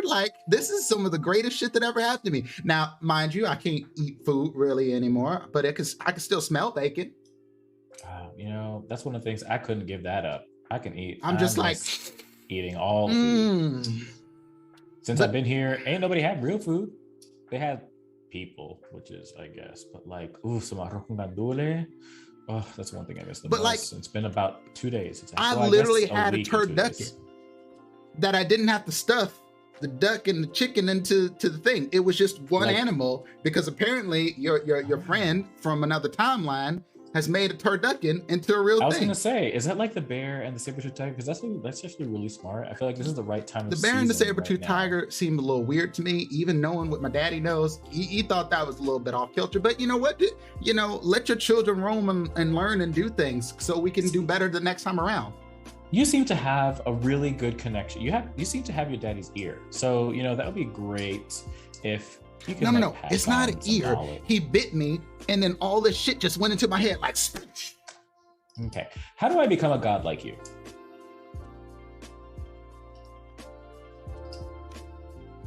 Let's go see your friends. How about that? Okay. Here, grab my hand. Just do it. It's gonna be safe. Okay. Up and away. And Albert's like, I'm done with this conversation. he touches the stone, and then it feels like you're just like flying through dirt and ground and stone, and it's almost like the pressure is going to crush you, Salvador. This is actually incredibly uncomfortable. And he's just cheesing along the way, and then all of a sudden, y'all are walking, and there's this white man that just pops out. Oh God! The ground is in front of you, holding Salvador's hand. His knife is already out, like with a pair of like. And as soon as I see them, I khakis and a polo shirt. Retract my hand and look ashamed. I don't know if that's the most normal thing we've seen so far or the most terrifying thing we've seen so far. So what the fuck? I mean, white men do like to just pop out at but people. Now look, I wasn't trying to scare y'all, but I wanted to make sure the Salvador here got here safely, and also, my name's Albert. Everyone, this is Albert. Apparently, Kane's his daddy. Pleasure to meet you, Albert. Katura Baptiste. Nice to meet you, Katura. You're Queen Katura. Oh my God. Pass, Queen. What Queen? Wait, back up. Long story. We'll talk about it later. And yes, Albert, this I believe you might know, Dr. Aretsa Sayre. The sigh. You're a genius and a fucked up genius, but a genius nonetheless. Thank you. We're still you're welcome. Y'all did a damn good job on that turducken, by the way. Bon appetit, Well, it's something came out to everybody's enjoyment. Serenity Sanchez. Oh, that's the Serenity. Oh, you're the one that likes to punch things. Oh, both of your friends are still alive, but they are real fucked up. Just so you know. One now. Don't worry about it. No, the other one's still alive too. I think your friend Jace that you just and killed. Leia, right? Yeah, Jace, Leia. The other one, Cameron's. But I was told he was dead. By Jace. Yeah, well, no, Calvin's still alive. Well, ish. Every time you say the ish, anyone says the ish. Okay, what happened to him?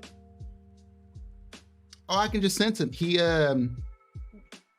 having some thoughts. Like apparently there was a connection between him and the one fellow you killed, Jay-Z. I'm not gonna keep correcting. Continue.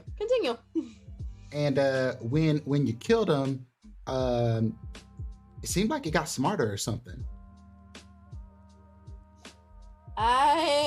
What direction? Can you point me a direction?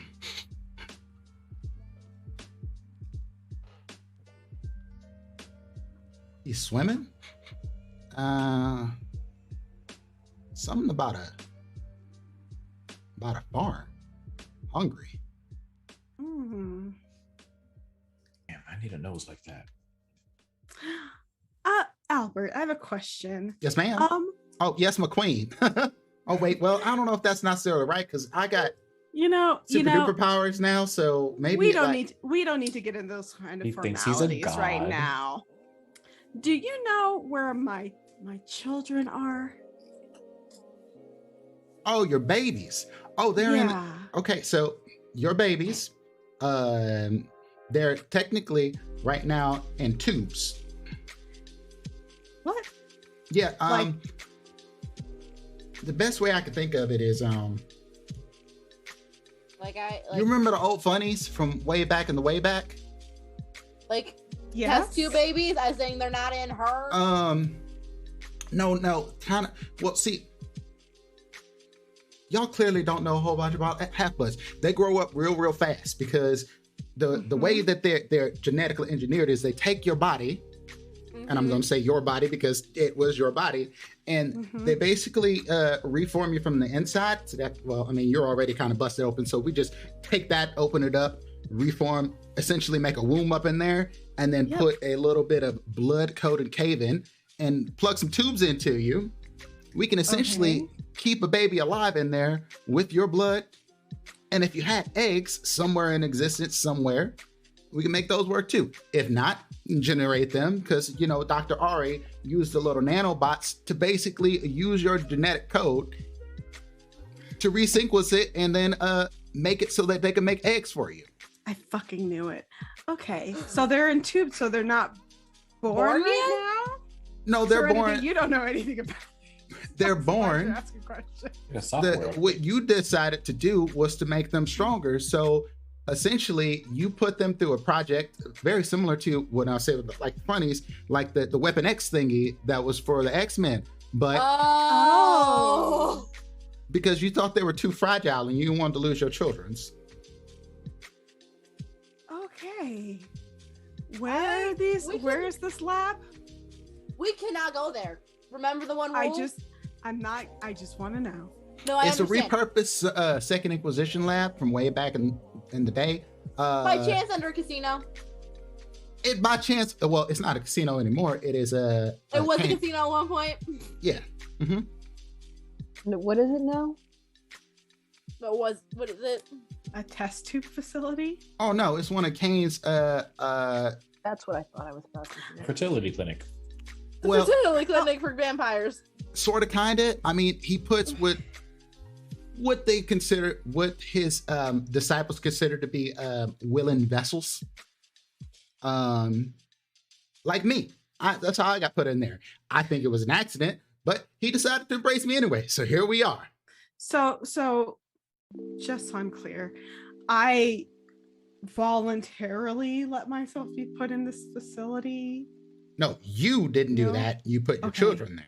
Okay, just okay. And fortunately, because you were very smart, Kane doesn't know your kids are down there or any of the other half-bloods that have been stored there. But okay. I imagine when they come out of there like torpor, either they're going to be pissed or they're going to be super strong, or probably a bit of both. Probably both, I would imagine. Okay, I just wanted to know because, you know, I found out an hour ago that I had kids. Which you said that like Kane approved of the Half-Bloods. I'm very confused. I think he approved of the facility. Why do you want to know? Kane don't see the Half-Bloods. They're not like us. Well, y'all. Would this timeline's Keturah be there also? Oh, she did. That makes me feel a little better, only because there was the issue we came in knowing of if we met our corporate espionage. You know, Meta didn't want you to have business anymore, and you wouldn't sell. So, oh boy. Does anyone know how I died? Apparently I died, but no one knows how. But apparently that Tyreek fellow took down about 17 of their facilities before he was finally stopped. He was pretty fucking pissed. Ooh. I knew he had. I know the look. I knew that look in his eyes. You know, he kept yelling about some Diet Coke or something. Oh, buddy, I missed him. Did I tell you the Diet Coke joke? I don't know anything about this. When we met Tyreek, he was a ghoul. Salvador, just an FYI, do you want to meet yourself? I was waiting for a moment to kind of ask. We got told coming to the future, if we met our future selves, which the reason they sent us was because there are no future selves, that would be an issue, remember? But they Yeah, they that didn't was- tell. They told us that. They did not tell Salvador that because they didn't know Salvador. Yeah. He wasn't with Well- us at the time. I thought they told us all this in the car. No. They did. Look They at they were they. It was a Salvador is reference an to unknown the entity. coterie, Yes. which I was like, Salvador was not entering, officially but not part of really. the coterie yet, essentially. Yeah. Okay. And we learned about that before, just out of character, before Juice even joined us. I think. Yes. This is true. Right, because that was the introductory Yes. episode. Now I'm caught up. But yeah. No, if you meet your future self, there's a good chance you were going to try to murder your future self. And you notice, Your future self would try to murder you to absorb your powers. Ari, Albert keeps like sneaking looks at you and being like,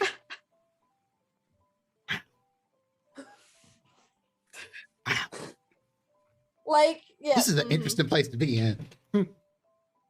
Why? well, you are a god, or so Well, you say. yeah, but like, so, it's like I said, that's Yes, by weird. the And way, I it kind of would. makes me uncomfortable. But no, I'm just looking at somebody who's like literally did some most ingenious things. Like now I'm seeing beyond my old mortal shell, and I'm just like, holy shit. who? I'm curious. So you say you are like a god. Who are your followers? Because if you ask me, you are in the presence of what seems like a god. Oh, well, this technically is part of my domain. And he snaps, and then animals start flying across the sky. You see bugs, different types, trying to crawl across the ground towards Please them. tell me Ari didn't fuck with the bugs. You hear, yes, they're fucked with bugs, but you we're not wouldn't be gonna able talk to about it. tell I until you no. got down and looked at them. So we're not going to go into details on that. No, please You don't. hear Mm-mm. the animals respond to his noises. He's like, Oh, it's I'm just like a- starting to recruit some people, but we're trying to make sure that the world gets a little bit more stabilized first, because things are a little bit fucked up, to put it bluntly. Me and some of my Yep. other brothers and sisters. So right now, we want to get back to that. Apparently, Kane wants to get back to this number of 13 clans or something like that. But from what I heard, there's more than that. Doesn't matter anyway. But there's 4 of us so far. Around 12 of us failed out of the program. And to put it bluntly, Kane doesn't tolerate failure too well. Uh-huh. I snap that's- my fingers, and these creatures that they have summoned, I try and summon my own crowd of creatures. Oh my god, it's like a fucking Disney movie. Okay. Make your roll for this, actually. I have to do 2 rouse checks. Oh, bloody. Okay, I'm a little hungrier. Uh, But yeah, I do my own animal dominion thing. And is there a roll for this?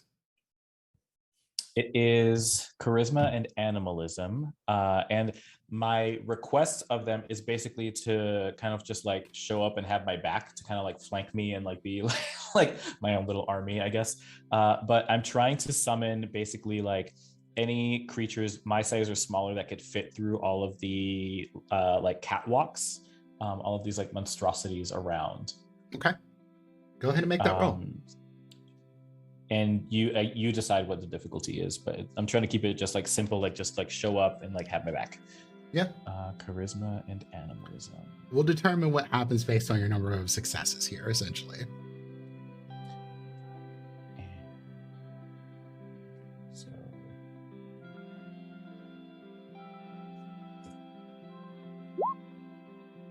Ooh.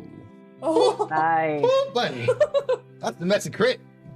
yeah. That is The answer is yes, by 11 the way. successes, by the way. I would love to meet myself. I wouldn't suggest that. So, Albert here is like, got like just a bunch of animals hooping and hollering for him and on their domain. And then some of the other creatures that maybe like they hidden during the day, like during the night or something like that, start to come out of their little hidey holes and come towards you, Salvador. But as they start to come out, you hear one. Oh!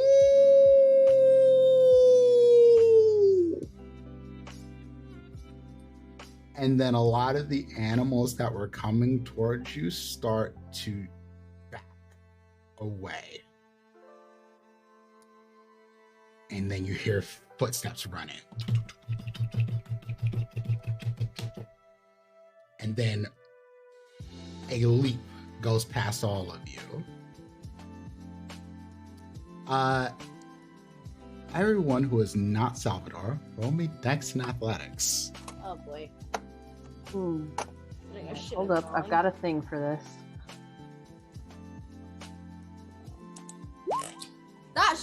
Oh no, it didn't do the thing. Okay, I was afraid it did the thing. It did not. Strengthen. What was it? Dex and Athletics. A dodge roll, essentially. Right, and prowess wouldn't add anything to that. No. Just making Yay, sure. messy crits. Need Yay, to messy keep their crits. balance. Never Yay, mind. messy crits. This dice roller hates me. Also, roll me a d10, Salvador.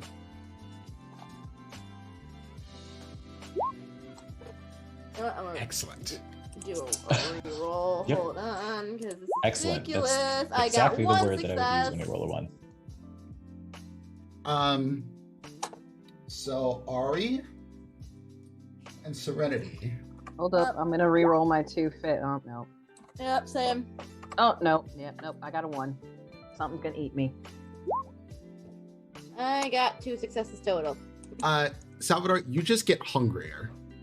You add another hunger. Yeah. I'm sure you're pretty hungry now too. I think it was at like what's it, 4? I'm at 4. Yeah. Yeah.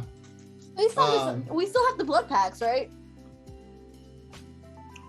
Are you still no one like, eats hanging that. out with We were crushed under a building. Them things is gone. Yes. Is Aaron nearby? I'm like eyeing Aaron and licking my lips. And as y'all feel this like almost like flying bullet come towards you, Ari and Serenity, you both take a point of superficial damage as this creature just basically bounds through you. And then it stops right in Oh. front of your face, Salvador. Did I summon the saber-toothed bear? You summoned the werewolf tentacle thing. Oh. The best way I can Oh, yay! Spiderware. The best way I can put it is it's like once you see it now in front of you, Spider bear. the tentacles on its back are almost like just moving and just swaying, almost like an octopus underwater. But they are just almost like a black void. The closest you could do it is it reminds you of Oblivion powers almost. Does it? Go ahead. I cut my eyes at Ari. Like, bitch. This Every is probably time- the worst thing you've done. Honestly, Ari has a small like when she sees Arnold or Albert rather snap and everybody shows up, and then Salvador does this. She's like, Ari, "These are my goddamn creatures, you motherfuckers." Ari, you've met this werewolf. I think is it Anthony, or is it? Yeah. That. Do you recognize him, by the way? I liked Anthony. He did. Once again, what the fuck led to this? Do any of you recognize who this is? Because they were banging at me, and I don't recognize them at all. You've seen him before, Serenity, but now it kicks in. Y'all met him in the woods.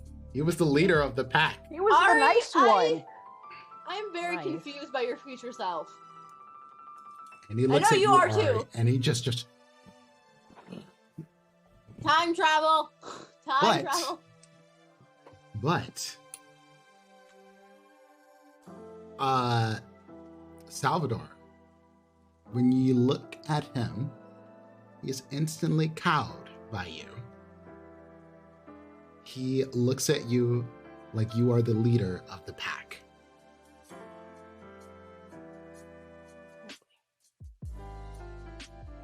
And so they're in front of me, not behind me like the rest? They're right in front of you, like eye to eye.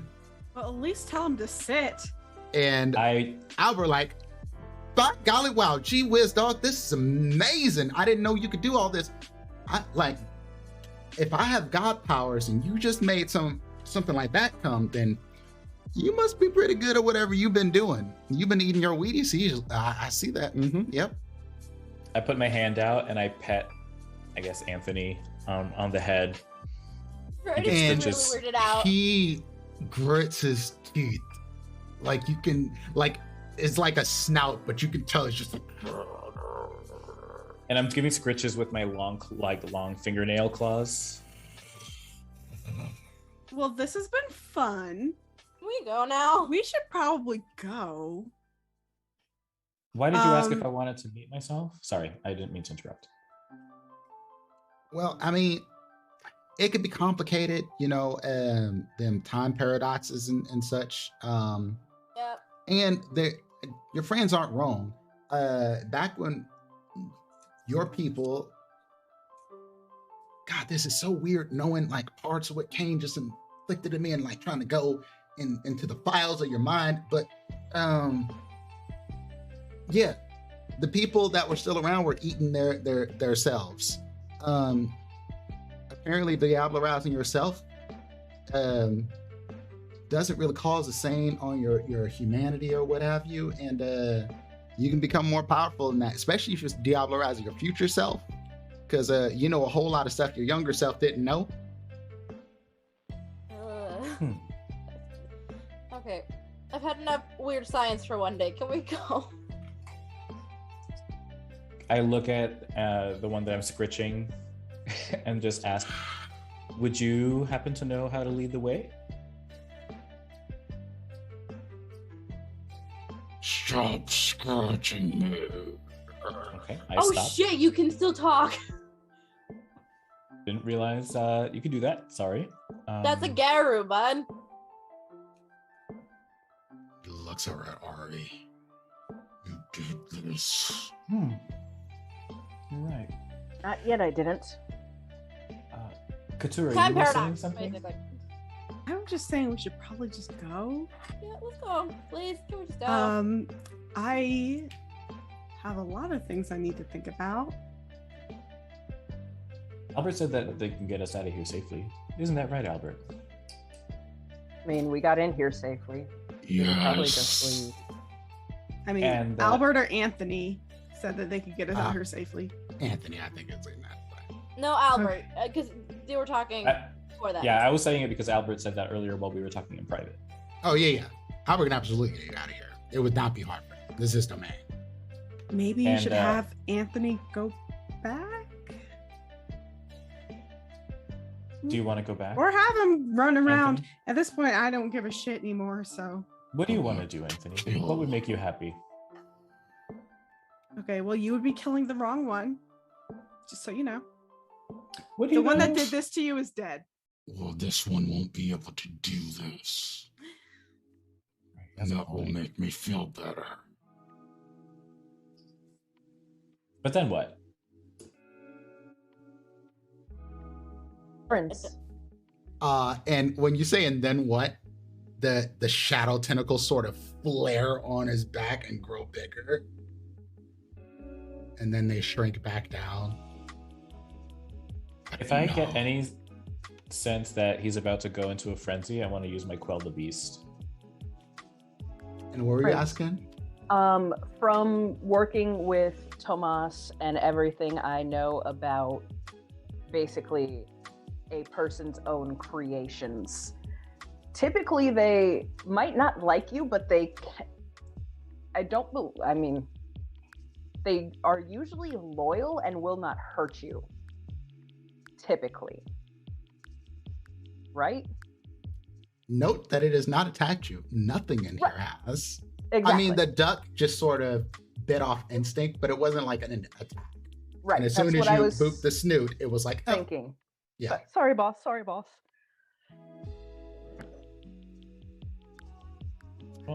you're not sure if anyone else would get that much favor with any of the things here. Just put it Right. like that. That's kind of what I was thinking. We should go then. I'm going to find my notes. You know what? I think that might not be the worst of ideas, but maybe it is the worst of ideas because I can't tell you what's going to happen if she take those notes back into time. But I can tell you right now, it's probably not too dangerous because all the fucked up stuff has already happened. Tell me where I am and get us out of here, and wherever these notes may be. Okay, look. So technically, yes, you are sort of a house spouse, but that is more of your undercover. Growl. I literally say the word growl. I mean, you're basically Kane's CIA agent.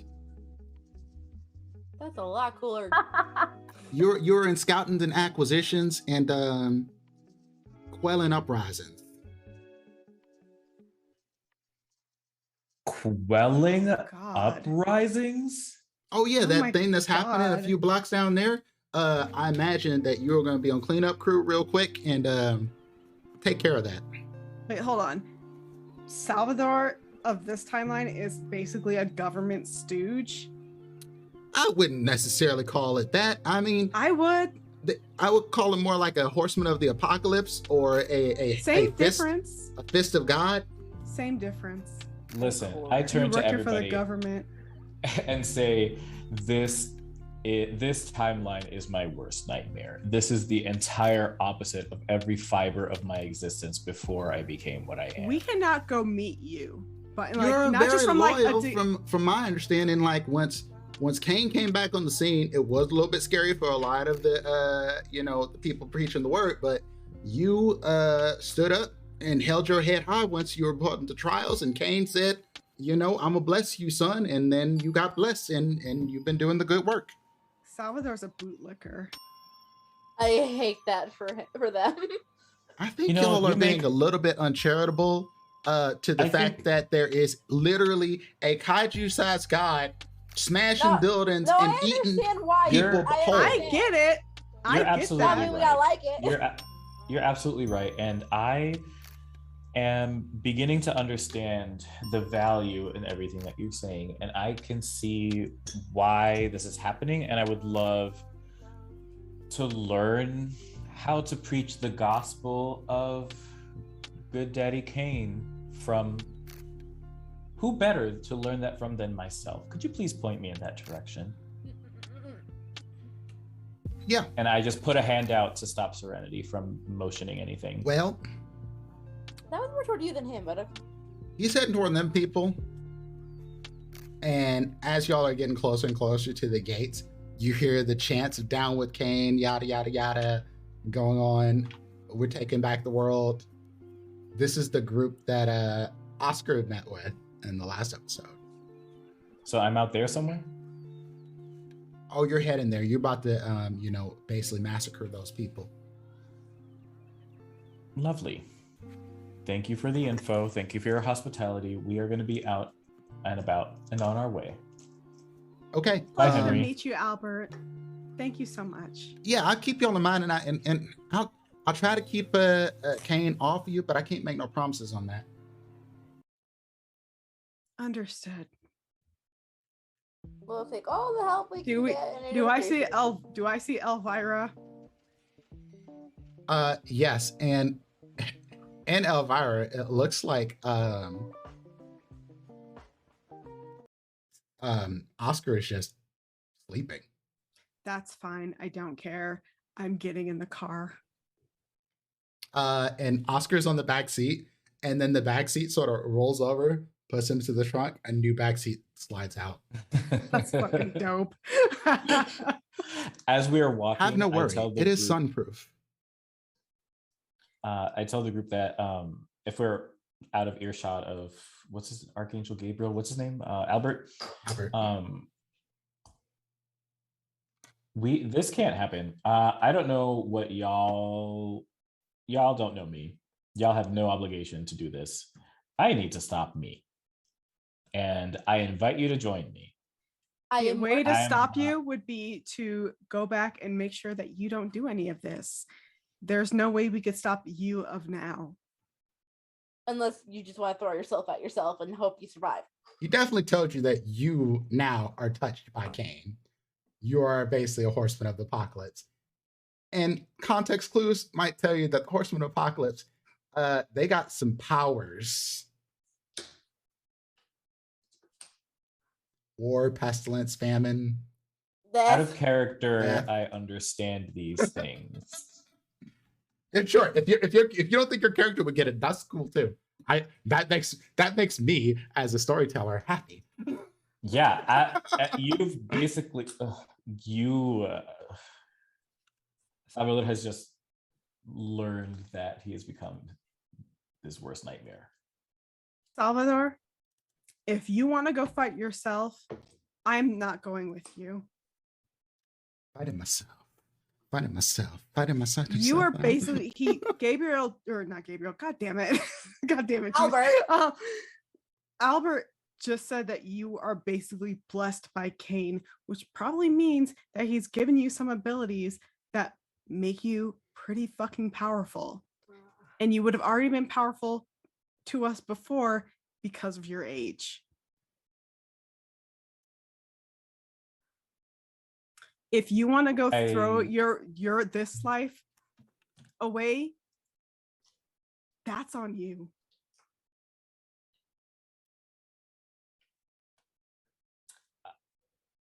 I don't even like nod or shake my head. I turn to look to Serenity and Ari. You look to Serenity. Ari left to go get our notes. We're going to cut to that here shortly.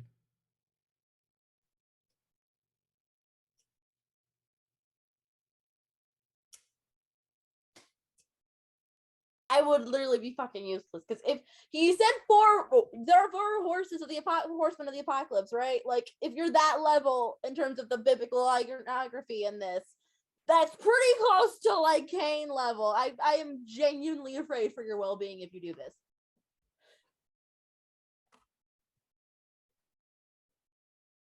I take that means you will not be joining me. I don't think I could. If I thought I had a good chance, as you're maybe, as you get into the car, a couple of seconds later, you hear like little scratches of paws at the door. Poor Elvira just got clawed up a little bit. I look over. Let's buff it out. It is fine. Henry. And Henry has what looks to be a large piece of very bloody meat. Does it look like animal meat from the zoo, like creature meat from the zoo? You would be enough to drink from? It looks like it would be. Would the nanites be in them is the question. Well, I know Ari probably wouldn't let them get in there, but I don't know. I don't know if the nanites are in the meat though. I reach over and I kind of motion like, is this for me? Maybe I can use my animal cannon or something for it. I grab it. You know. This is like for you.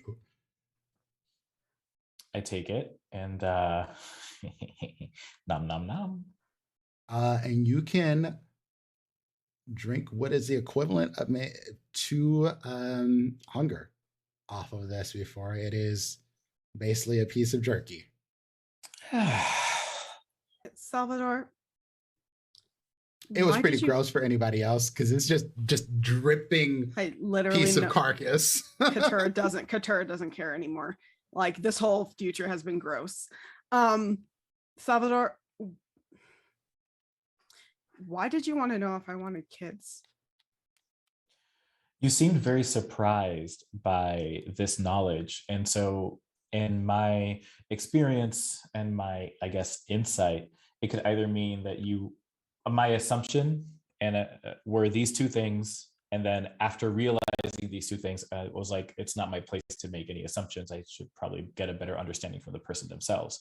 But my thoughts were either that was never on your mind at all, so you were confused as to why this would ever happen, or it was something that you might have really wanted for some time, maybe before in your previous life.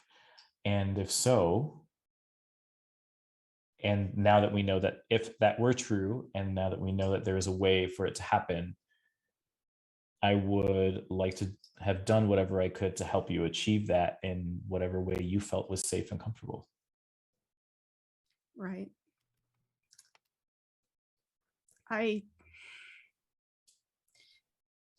In my previous life, I did have children, and they were taken away from me before I could raise them.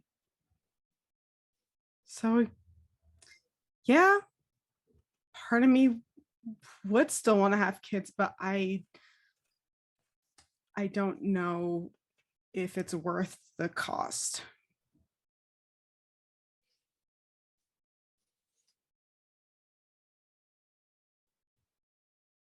What do you perceive that cost to be right now then? I don't know. Seems like maybe partially Ari's flesh crafting madness or whatever the fuck.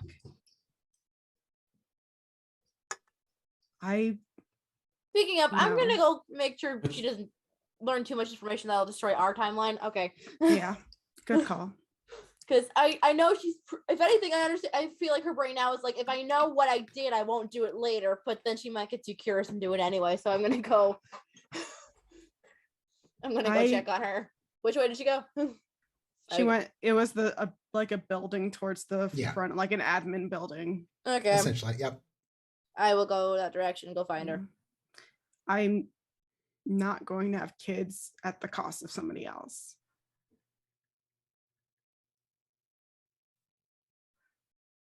I can understand that.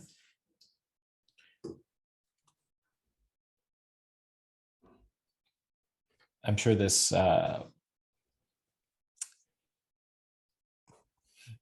will influence and have an impact on, as with everything else that we've learned, what we do whenever we get back. Here's hoping. And as you'll say this, as you're sitting over, you see best way I can describe it is like a Tron-like motorcycle just come zooming past you. Just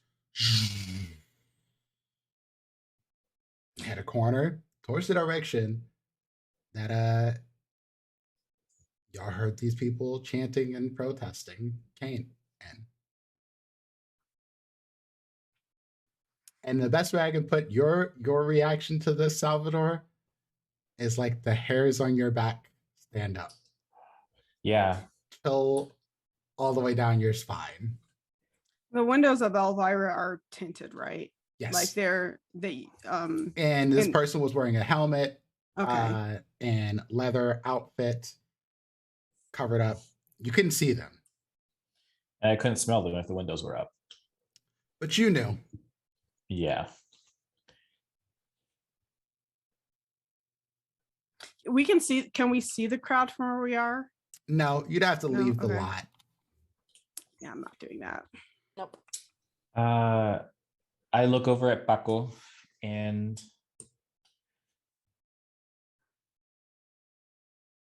I ask Paco if Paco would like to join me. Paco's ride or die. And I like inherently I knew this, but I felt like I needed to ask just because it was a big ask. Oh yeah. And yeah, I guess if I know the direction that Ari went, yeah, I'll turn to the group and say, I'll just catch me. Up with you later. It's just me. Oh, because Serenity went off. Well, yeah, but Serenity would have also said, "Don't die, please," before leaving. So, y'all are getting out to go towards this thing? I'm not going. Me and Paco. Okay. Yeah. The Serenity was like, "Don't die." It was hoping Katura could talk them out of this and went to go find Ari. Cool. Katura said her piece, and if Salvador still wants to do what they want to do, then that's on them. We'll see how this plays out. Ari. You go through this administrative entrance. Probably would have like reached an arm out to Albert, like, care for a walk. Oh shit! Damn. Yeah, I suppose. All right, I think the labs were up here. You've been, and I'm gonna kind of cover a little bit of what Salvador already covered. How long have you been, at least here? Oh, in this territory? Oh, I've only been here for maybe 10 of my 15 years. Kane was very stringent in our early training to make sure that we had control of our disciplines. And he didn't want them to be exactly the same as the old disciplines were. So I probably learned a few new tricks. Nice. I'm not gonna lie to you. You fascinate me because, like, all of this just out of your brain. And Mel. Well, you and Me and Melvin. Mel. I am so confused as to why this happened, because this was never the goal. Well, I mean, could have been a bunch of things. You folks, your type with the shadows and the Malkavians, it's real hard to get a good read on what makes y'all tick necessarily. But at some point, your curiosity, your intense curiosity that you have within you that just reeks like a smell of a dozen roses, that turned to a want for power. Makes sense. No, that does make sense to an extent. Because you kept pushing things further and further forward, and some of those things you probably shouldn't have pushed, but you weren't letting nobody stop you. Now I don't know what made you go that route, but you did some great good and some great bad. And once you discovered time traveling, you did a lot more great bad than great good.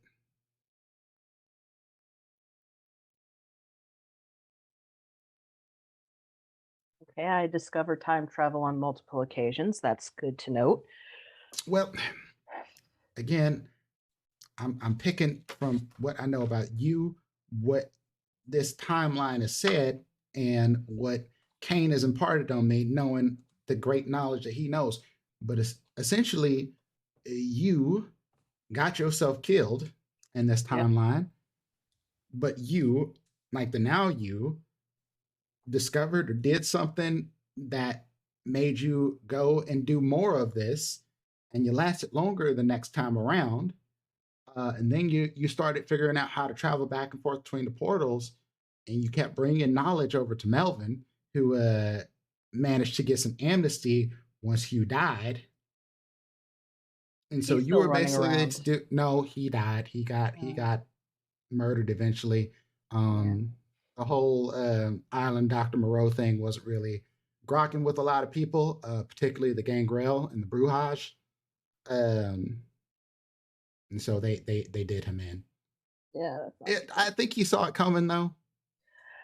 To be fair, there's only so many times you can poke the badger before something goes horribly wrong. I mean, if he didn't last that long, Kane would have ate him anyway, because Kane got rid of them thin bloods real quick. Ain't none of them around.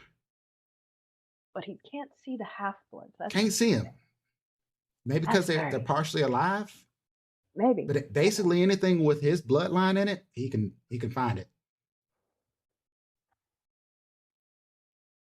Anywho, I suspect that based on the timelines, whatever you find here in this office is going to determine, like, how you use it is going to determine whether we end up in this timeline or not. So I'm real fascinated by all this.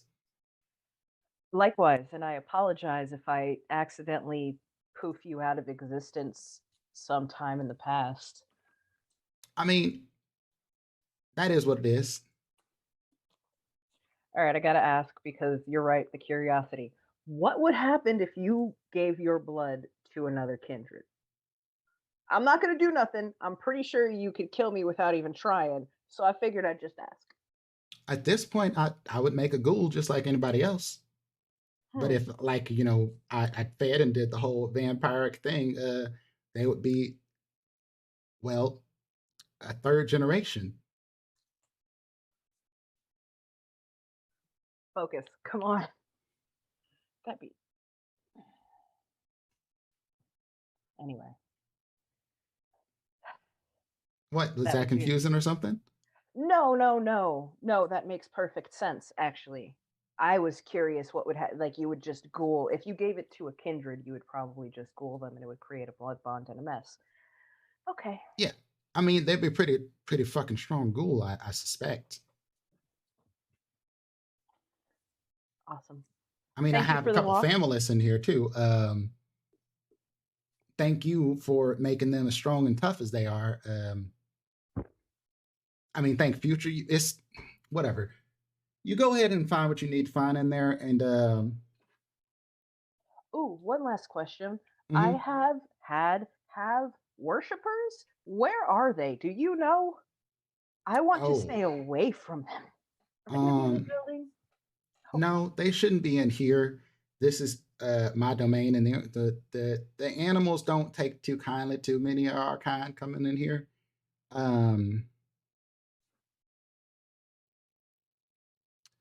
The best way I can put it is they're around because Okay. they can't really be out and about uh, talking about preaching your gospel because well, Cain wouldn't be a big fan of that. Um, and well, those surviving kindred who've had their families killed, crushed, and or turned into flesh monsters by you, they probably wouldn't take too kindly to that either. I am horrified that I have And the the Gera gospel. really hate you because you found out some real tricks that you probably shouldn't know how to do with them. Something about some magic silver dust. Now that is interesting. It's some 9-out infused stuff that apparently knows how to find the Geru. You just blow it in the air, poof, and you destroy the whole fucking village of them. Every man, woman, and child. Oh, see, that's less interesting. That was never. Oh well, you learned to do doses, so you kept some of them, and well, you turned them into what you did to old Anthony there. God damn it. All right. Thank you, Albert. I appreciate that. Mm-hmm. You stay safe. You stay sane, I guess. Well, we'll see. And I Your will friend's just. going to be coming up behind you sometime soon, so if you want to hide anything, you might want to do that real quick. Good to know. Thank you. And I will go in and I'll be like, okay, first things first, personal notes. First things first, you go into these tunnels, and now you know why they're called the meat tunnels. Um, this is basically a vase. Anyone who comes into this tunnel who's probably not you will likely get eaten by it.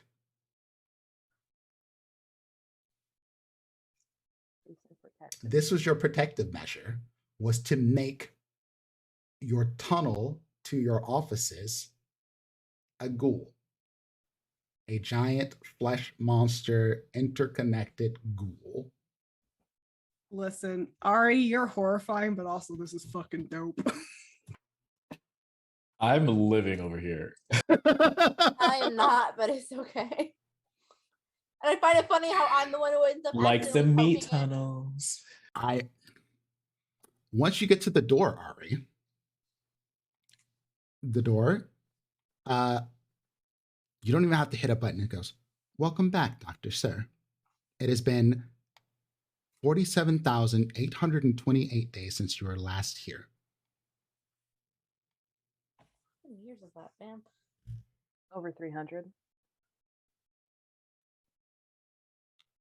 Well, let's get to work.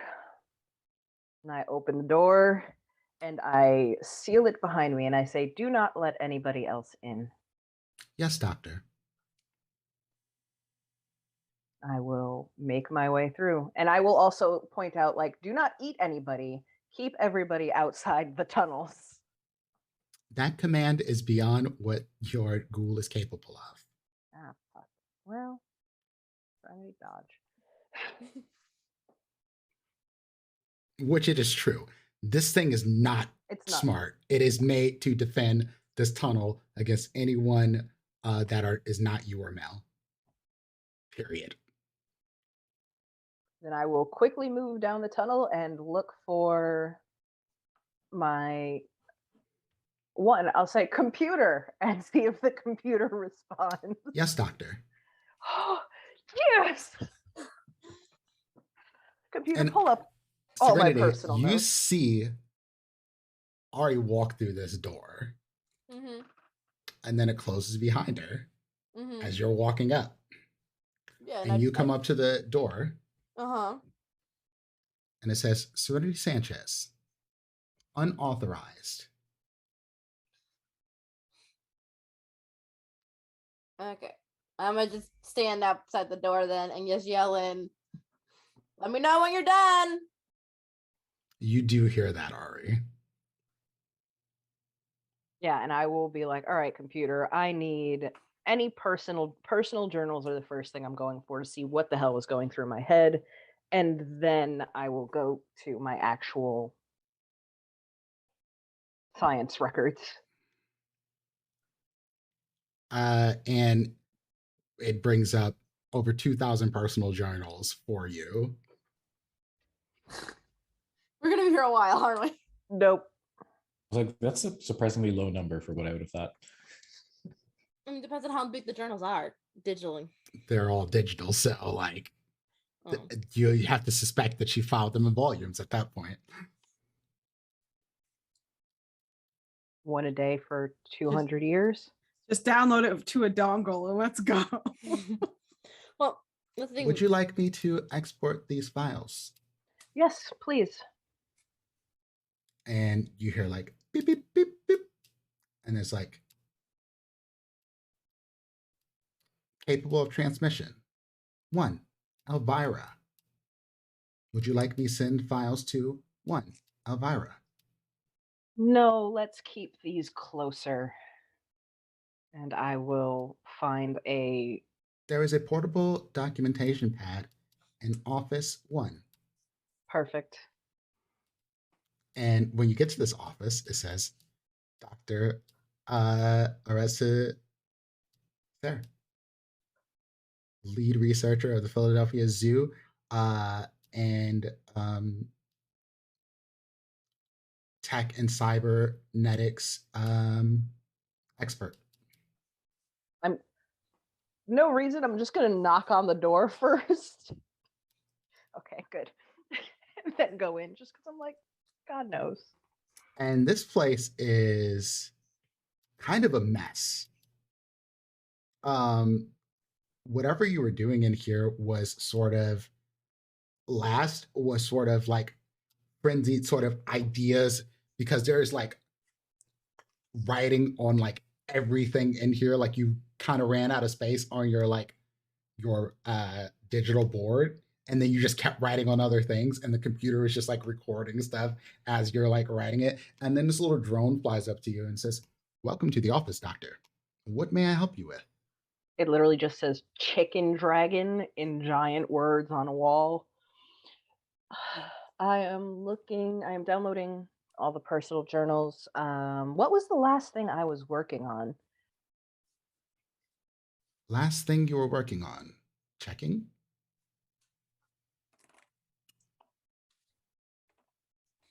Reversing generations of thin bloods.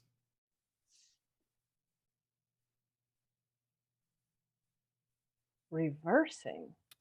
Essentially, doctor, you wanted to make it so that thin bloods could be full-blooded vampires. Ah, I see. You So wanted literally, to hide them from Kane. Unfortunately, you ran out of time before you were killed, and were unable to complete your research. I assume that is why you're back. give me all the information I have on that. And yeah. Yeah, it basically gives you all this stuff. It goes through various documentations of you basically stealing thin bloods to force feed them other vampire blood and see if you could push them back generations so that when they bit someone that they could become a full vampire and basically transfer their essence into someone through diablerie. Well, now I see why they killed me. You were not kind in the way you went about experiments, but you were effective. Yeah, okay. Oh, and any information on Garu? Oh, it comes up with like a fucking encyclopedia of stuff you discovered on Garu. Their connection to nature, mana, trees, and how to corrupt the connection to basically mirror oblivion. You Oh. basically what you did to destroy the Garu was not the silver dust. The silver dust was just a way to stop them. What you did was you took their great tree and you corrupted it so that it would basically embrace oblivion. And so the great tree became a shadow tree that corrupted various Garu throughout the world. Ooh. It was essentially genocide. Ooh. Yeah. Oh boy. That's okay. We don't need that second part. The silver dust is interesting. We don't need that second part. You didn't kill all of them. You just killed a good area of them in the United States. But the ones that you took, you changed them into something different. I am essentially kill on sight with extreme prejudice. Yeah. In this timeline, you are absolutely like... Oh, I'm so glad we didn't try and fight the ones by Genghis. That would have been all bad. Okay. Yeah, and I will start kind of just speed reading through the personal journals. The thing that got you here, Ari, as you go through some of your earliest journals, most of it was just gibberish. You didn't really understand. But the thing that sent you over the edge was Jackson had a bunch of you tried for the Methuselah coming back. And Jackson, instead of killing you, because this was supposed to be a mercy, gave each of you to be bloodbound to one of the other clans in the Camarilla.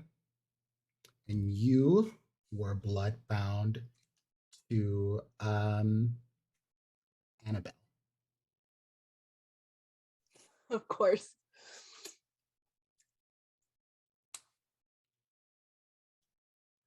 Serenity, you were bloodbound to shit, I'm forgetting the name. You were bloodbound to Jason. Because Jason is that what killed me? Please tell me that's what killed me. It is not what killed you. Just Ari, tell me if you know what killed me. Stuff happens there. But Katura, you were bloodbound to Abraham, which actually didn't turn out that bad for you. But I'm also like, I know I'm not there in this scene, but I'm like, why did I get bloodbound? I had nothing to do with it. But Salvador was not bloodbound. Oscar's sire threatened to leave the Camarilla entirely if Oscar was bloodbound to anyone. So Oscar didn't get bloodbound. And but why Katura if she wasn't there? Or they're saying about being no, Katura was bloodbound to Abraham. No, right, but why was Katura bloodbound in the first place if she that all happened guilty by association? Yes, your whole coterie essentially. So Oscar and Salvador were considered guilty. They just were bloodbound for a reason. No, Salvador was not considered to be part of your coterie. Okay. Essentially, Salvador had someone make a case for it them, but we'll get back to that. Mhm. And Delroy was not bloodbound. He was kept in torpor.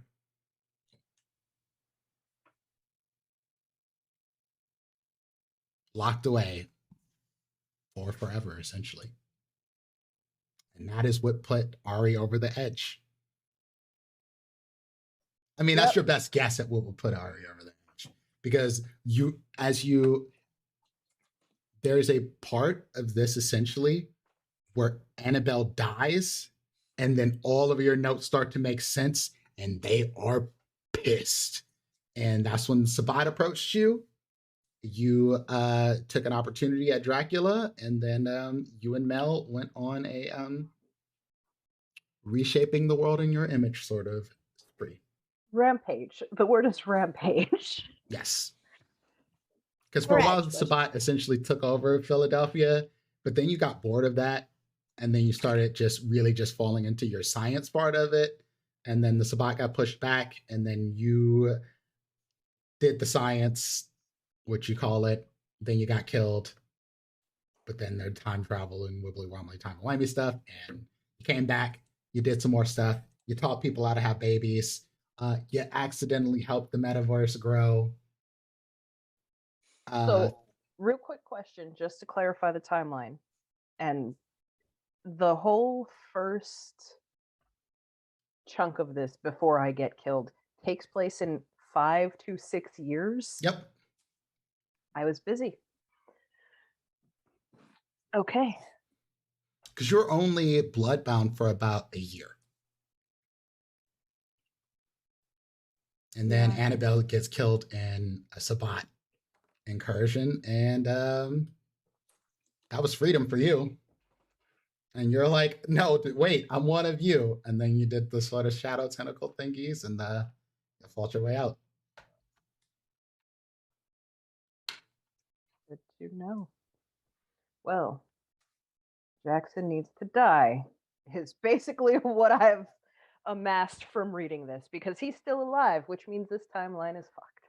So if we kill him, it'll be better. I don't know, but that's where her head's at right now. I mean, possible. You take out the 2 people responsible for it. I mean, honestly, if you tell Couture all this, she'll be like, I'm game. If Serenity would just be like, if it saves the timeline, I'm down for anything, honestly. Now, mind you, you only know that Jackson put y'all under basically for not fixing things, essentially. And the Methuselah attacking South Philly, which technically is your fault. And from the way it is spelled out here, y'all are fall guys, essentially. Yeah. And Jackson was trying to do his best to not send you to final death. Final death would be nicer, honestly, but I understand his reasoning. It might have been for this timeline, at least for Ari, that final death. But that's where y'all are at. Before we end this, now that you've gotten all your notes, this drone says, Doctor, I'm willing to follow you and keep a record of any notes that you have upcoming or now. You can use me as a personal journal. I also have all of your files available to you at any given time. That would be wonderful. Thank you. You're very welcome. All right, let's go. I'm going to go let Serenity in. Is it starting to get to quote unquote daytime? It's getting close. Yeah, so I will run back downstairs and let Serenity in.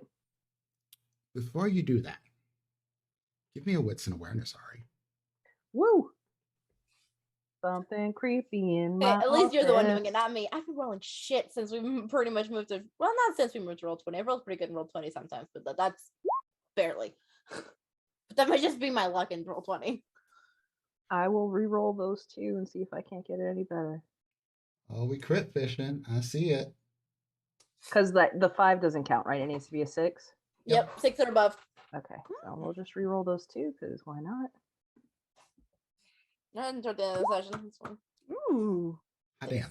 6 successes. Ari, as you're walking back out through here, definitely hear noises in Mel's office, which is right next door to yours.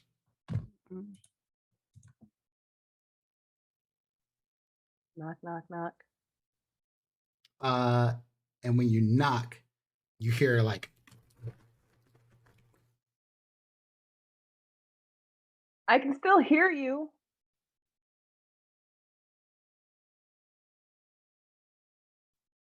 Open the door. and what you see in there is not a person. It is what looks to be a metal skeleton. And it looks at you with eyes and it goes, ah, shit.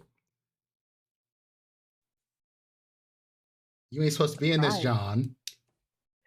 And we get away from this scene and we go over to Salvador.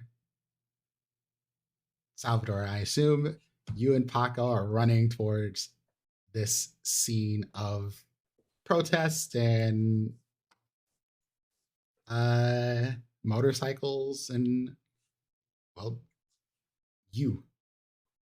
Yeah, and along the way, I've been looking for anything, whether it's like, I don't know, discarded like soda cans or anything of the sort.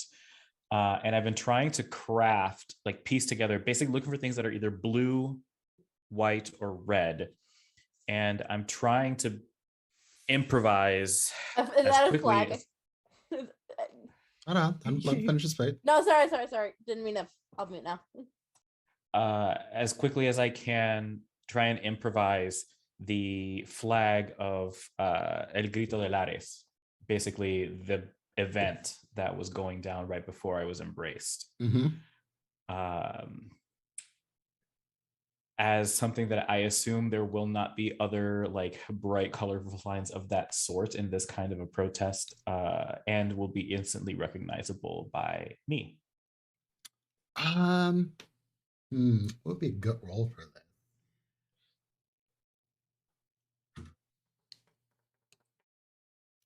Let's go with Dex and Craft.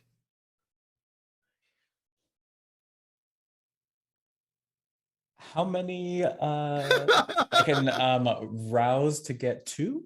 Yes. Right? Do you have any points into Craft? I initially did, and right before my first session, I dumped them into something else. Excellent. So no, I don't. Cool. So I'm gonna rouse for yeah. 2. Cool. Yep. Give me 2 successes. That's all you need. It'll be janky, but it'll work. And so I get to, so modifiers 2, right? Yes, +2. Yep. Okay. Excellent. So basically what you do is you take an old beat up looking hollow tablet and one of these cleaning machines that are on the street, and you basically use your tablet to make a little like image that you want to make, because you can't find really anything on it because this is a janky one. It's not really hooked up to anything. And so you basically make it by hand in MS Paint, and then you shoot it over to this cleaning bot, and then it flashes this thing, and the bot is going towards the protest, and you see you get off this motorcycle, and what you also see is you're like wearing a backpack sort of thing, and Paco kind of crawls out of the backpack onto the top of your head, and the tail feathers go out, and these people sort of look back at you, and they're like, Oh, you one of them trash motherfuckers who work for Kane.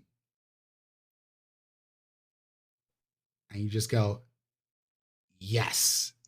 And your claws go out of your hands. And then it's on. And there's people, like you see people just pile up on your person and stuff like that. And then they're just getting just yeeted into like the fucking nether. And all of a sudden, like as you're like destroying some of these people, you see the flag pop up on the machine. And then you look at you. And you stop. And you calmly get back on the motorcycle. Paco looking at you and Paco. You throw something at you. Can I And add then- something? Yes, please. The flag would have also, my plan was to have that flag, but to also write the words praise Kane on it. Yep. Excellent. That definitely would have caused pause. And you see you throw something at you. And I try and catch it, I guess. you Or if it do. rolls, I'll pick it up later. It wasn't meant to be like so hard you wouldn't catch it. And what pops on there is GPS directions on a little tablet. And just and when you look back over this crowd, it was about 40 people before. There's probably about 15 left. You weren't there for more than 2 minutes.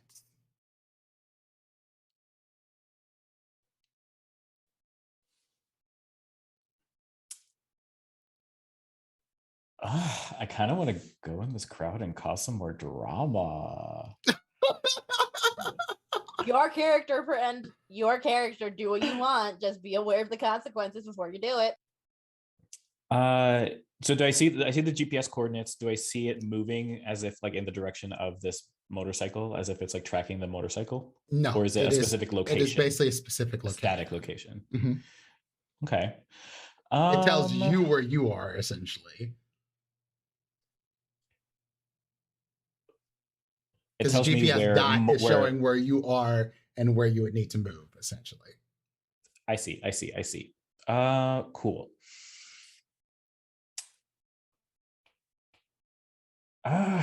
No, I'm not gonna move forward to this crowd. Because that was fucking badass, and I have a fucking peacock in a spacesuit, which is also kind of badass, but not as badass as what I just saw.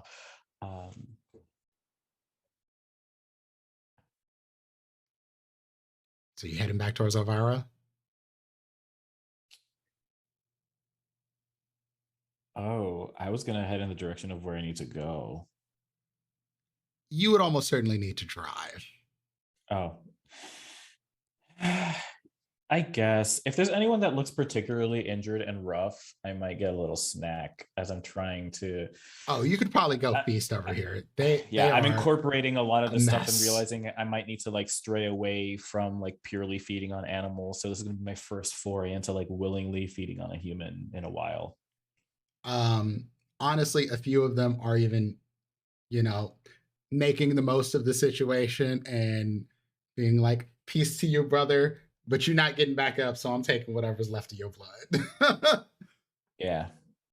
I'm down. Cool. So you eat. You can take your hunger back down to 1. Before we roll out, I got a few strings to sort of fix on. Serenity.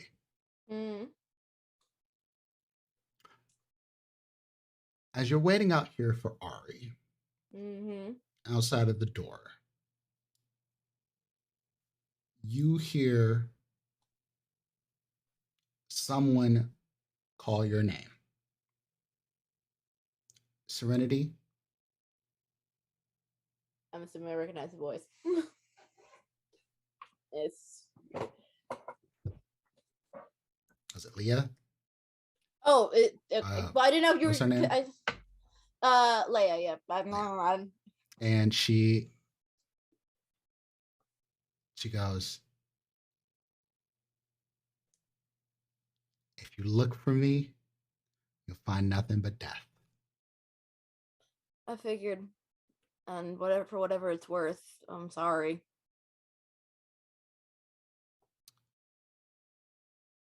You don't have to be.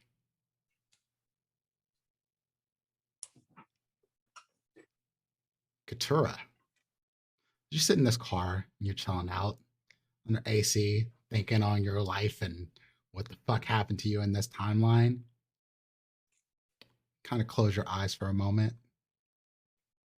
and you can see them in these tubes. They're basically suspended by liquid, awake, alive, and calling out to you. Mom, help us. You can't leave us here. Mm. And you open your eyes, and you're just chilling Elvira. And I know based on what Albert said, like where they are. You have a good idea.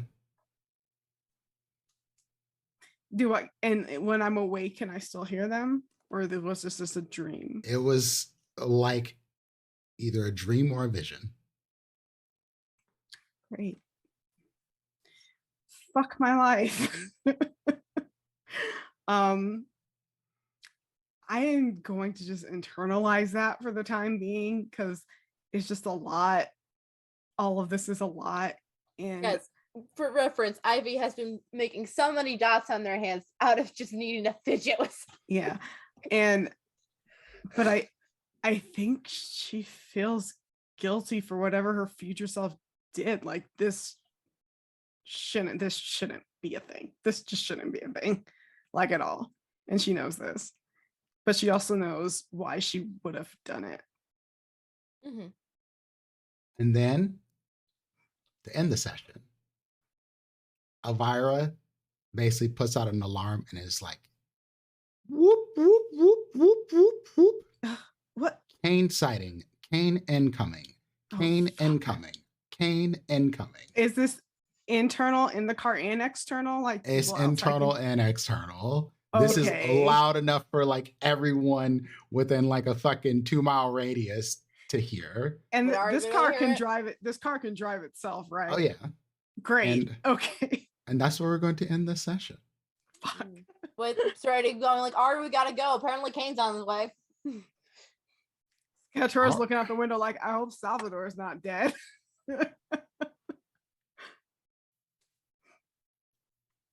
The Ari tests her fucking luck like, well, he hasn't fucking destroyed it yet. So how are we feeling, folks? Your mind is such a beautiful thing. It is fun. I will stand by my statement. If I get one storyteller in this life, I am fucking glad it's you. Seriously. I try to make stuff that y'all will enjoy. I worry very, very often that I'm coming up with far too twisted things for y'all to enjoy. A little bit maybe, but not like enough that I'm so like I'm about right. I'm not enough that is hurtful by any means. I admit we're like it was kind of edging there for a second, but I'm like, nope, so far so good. But then again, that's what happens when you play vampire and there's flesh crafting. Unfortunately, You basically went to a flesh crafting zoo. Right, like there was only so it was really funny to me. I was like, really funny to me how Serenity, the one who would be the most like throwing up at everything, is the one who keeps ending up in these.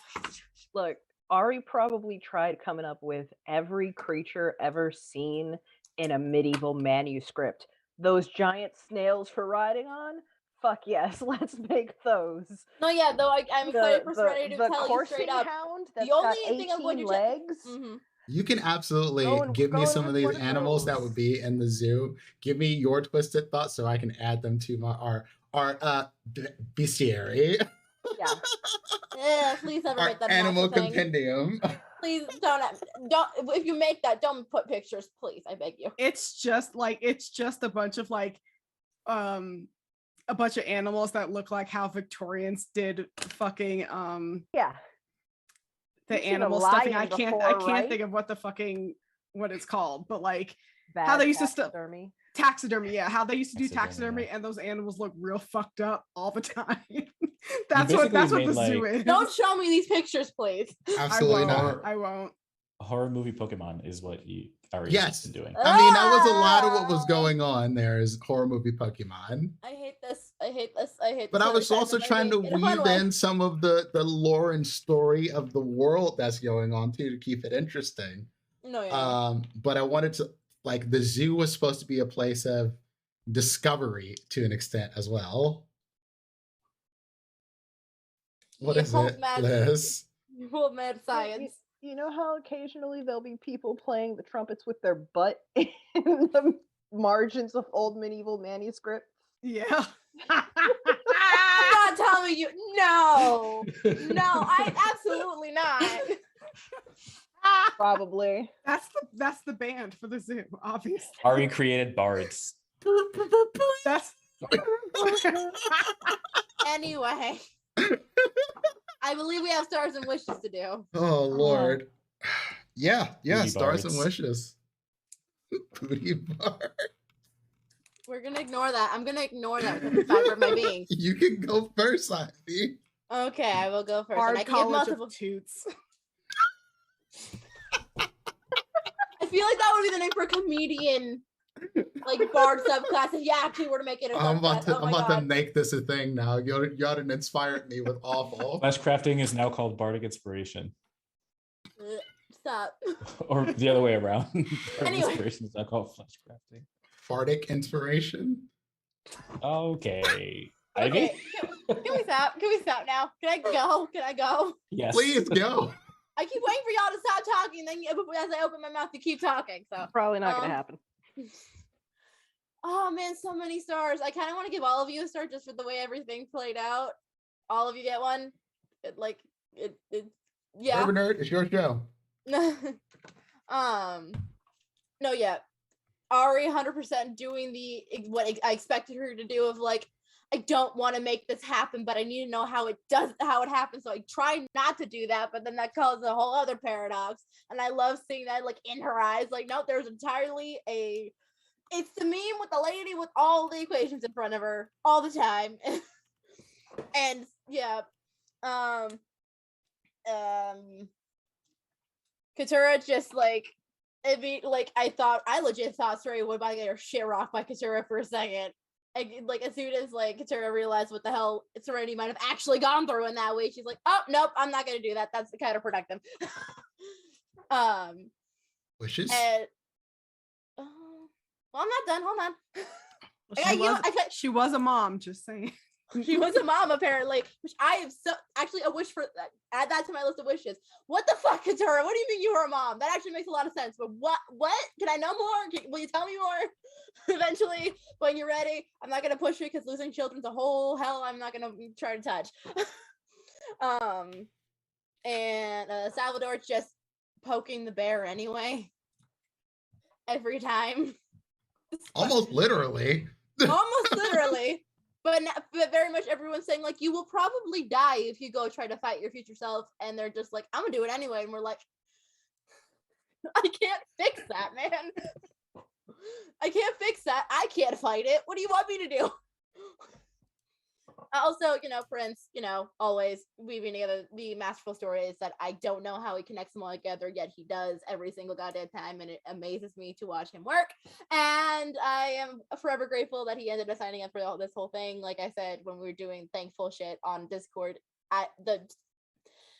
putting this idea out on the Tuesday morning Critical Bard show was the best thing I ever did.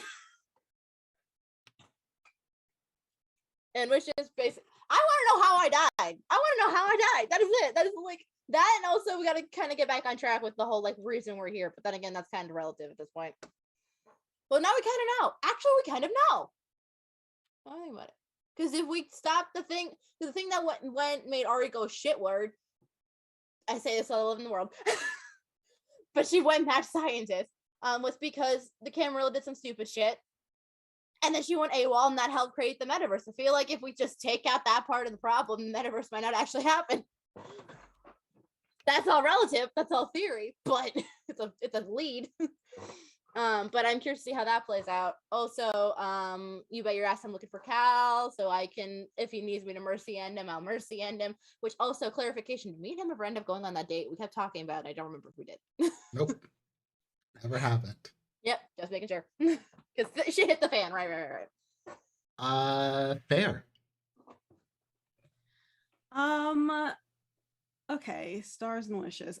Star definitely to Serenity, just for like the very emotional moment at the beginning with Chase. That was, I just really like that scene a lot.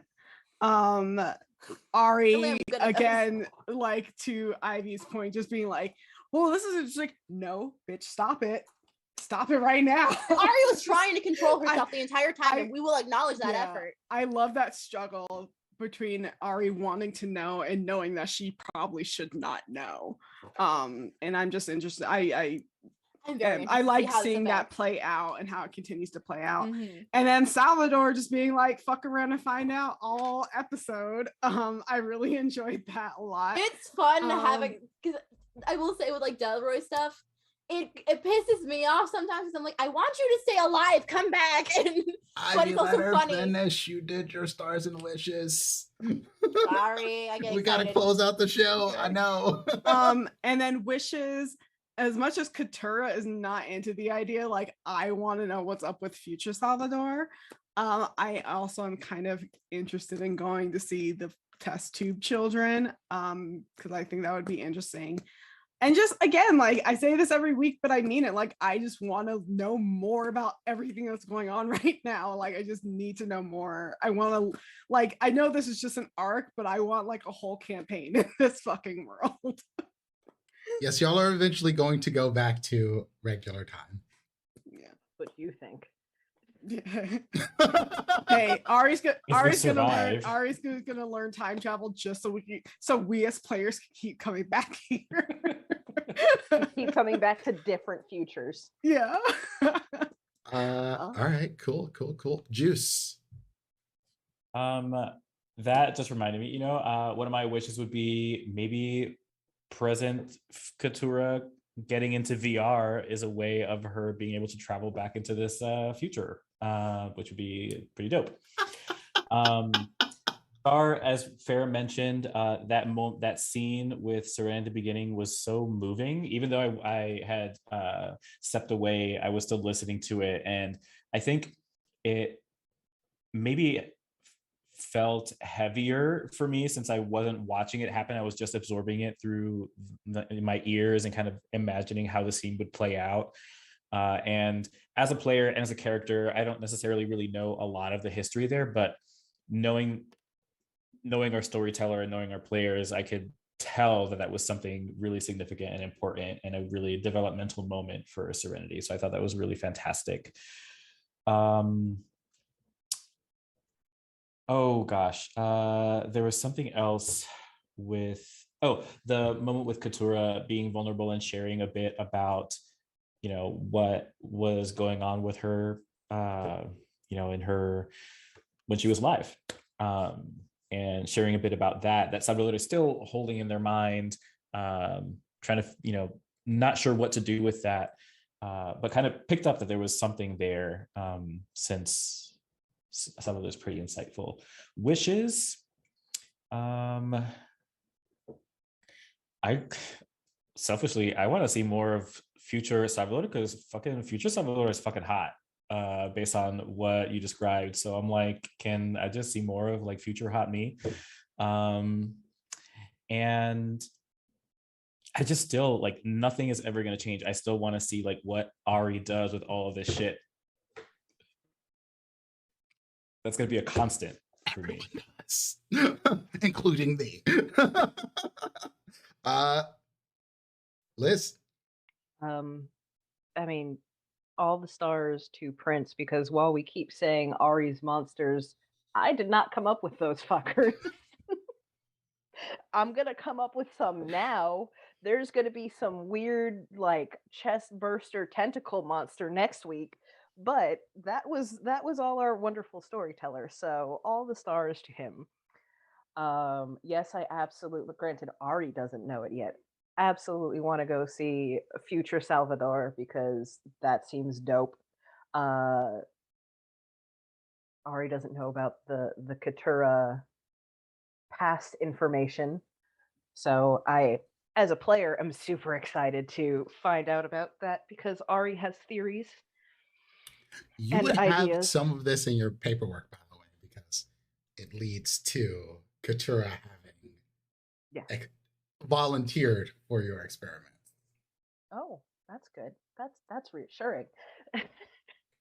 um, and yeah, absolutely stars to Ivy for the beginning, the opening theme. Wishes. One, I gotta go make up some monsters now because that's just too much fun. I gotta go make up some nonsense. And part of me is like, I'm I had ideas and I'm like, no, the whole reason this happened is because you ended up power hungry. Yes, flesh crafted butt trumpets. Um is because you were power hungry. Do not ask the demigod if you can get a shot of blood. Like, do not do this. I was real close. Like that, just go in. Just go in the creepy lab. Wow, It's not gonna help you at all. cool. Oh Jesus. All right, let me go through mine real quick. First off, starts to all of you. Everybody brought something great to this session that made me kind of want to keep it going. And I'm like, I only have so many hours. I can't keep this going all night. It's late. But there were so many great moments, like from Salvador splitting off the group, from Oscar trying to like figure out how to like fit into all these shenanigans, and how many of himself has been around, leaving messages for himself. Because I always had that as a thing, is Oscar is going to be talking to himself essentially throughout everything he does in the future if he comes into the game. That was my idea for Oscar. I didn't have a whole bunch of other stuff. And then I was like, okay, the only way to do that is there's a bunch of Oscars. So we're going to keep bringing Oscars. And everybody keeps playing up on these things that I tell them about their past characters and their present characters. So it's just like this interweaving that y'all are helping me to build the world with, which I appreciate. So there's stars to all of you because like all of the stuff that y'all do very much matters to make this continue to roll. And I try very hard to make it interesting by bringing in like characters, like callbacks to like Anthony, like to keep y'all engaged with stuff. Because like some of the stuff is like long ago. Methuselah was like a long ago thing that came brought into the game. So I keep trying to give it to y'all because y'all give me so much good stuff to work with. So stars to everybody. Wishes. Yeah. What I would love to hear y'all do is that as I've been keep giving y'all tidbits of what your selves for this future time has, give me interesting things that would be like unchanging about you, your characters, so that I can use those to sort of build on them. That's my wish is a request and a wish at the same time. Give me something that I can use to make sure that there's a fundamental thing about your character that would absolutely stand true no matter basically anything. Like Ari is my thing with Ari was like Ari, no matter what happens, all the evil stuff Ari does, it is her curiosity and her want for knowledge that has drove a lot of these things. Because that has been present from like day one with this character. And I was just like, I'm gonna play up on that. For Serenity, what I'm saying what I'm picking up, not what y'all feel about your characters, but for Serenity is like Serenity is passionate and has a lot of like heart, and she brings that sort of character to relationships and care for people.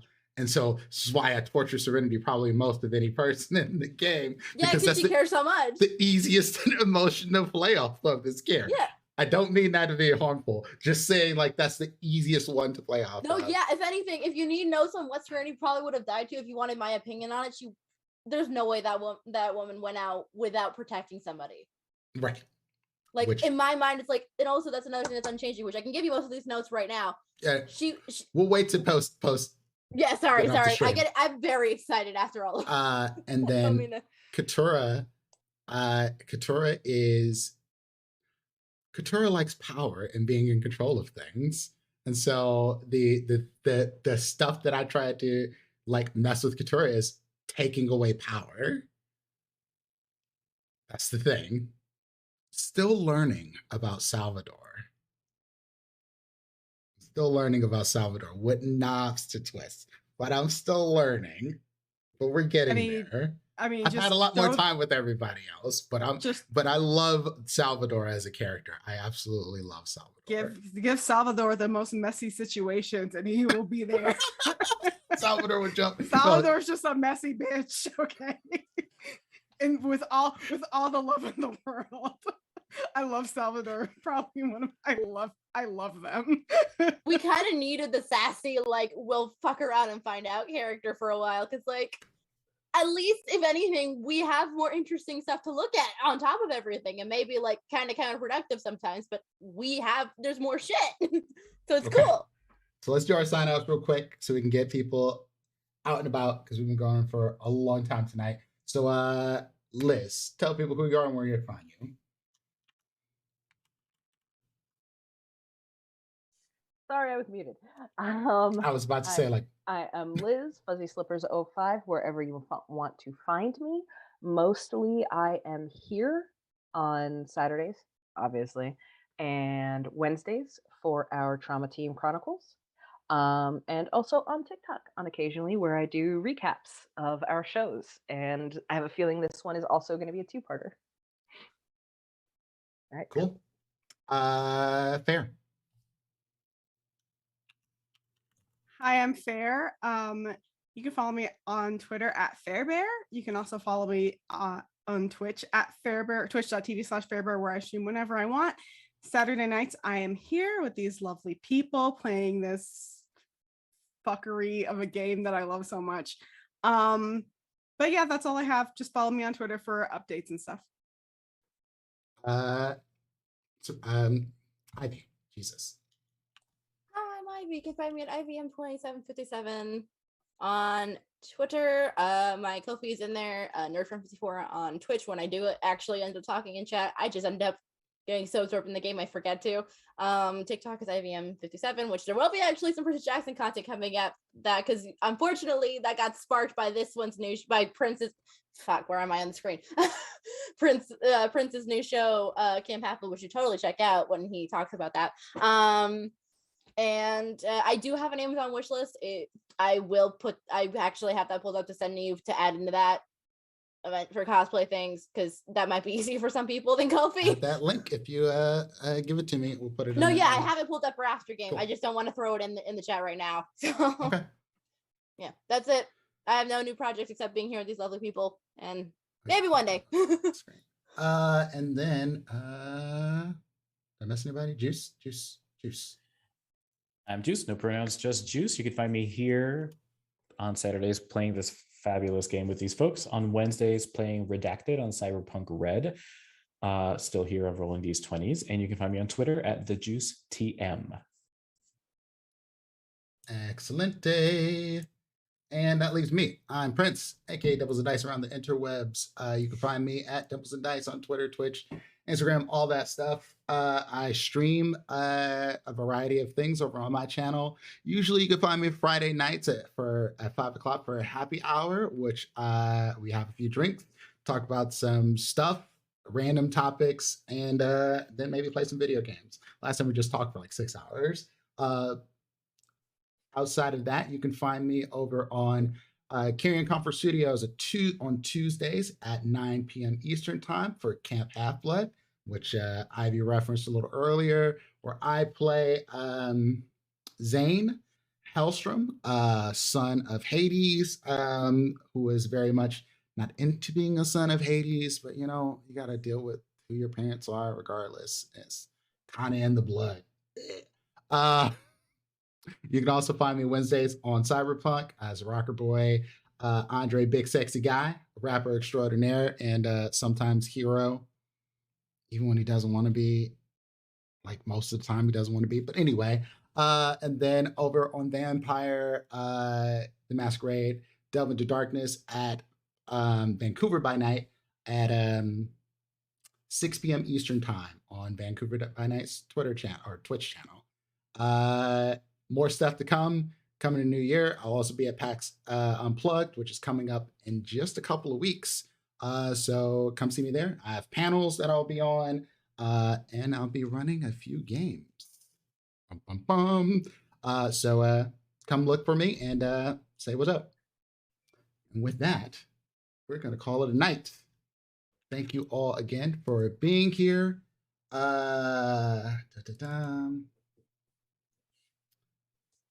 Vancouver by Night actually is doing a 24-hour charity stream today. Oh, lovely. Which is why they didn't rate us as normal. But we'll be back to regular schedule next week. But we're going to raid over there because I know they're going to be still going on for a while. And yeah, how's that? So we'll see y'all next week. I hope you had a good holiday and didn't get crushed by the crowds for shenanigans that you probably don't really need.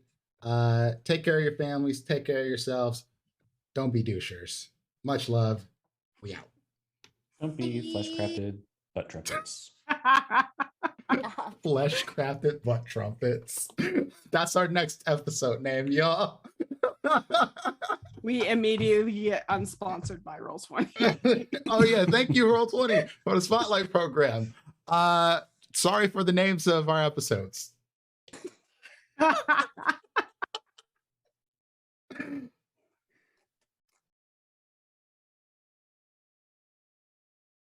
on. It did. Did it? OBS is having a moment. It doesn't matter. We're rating now. Good night. All right, that's that.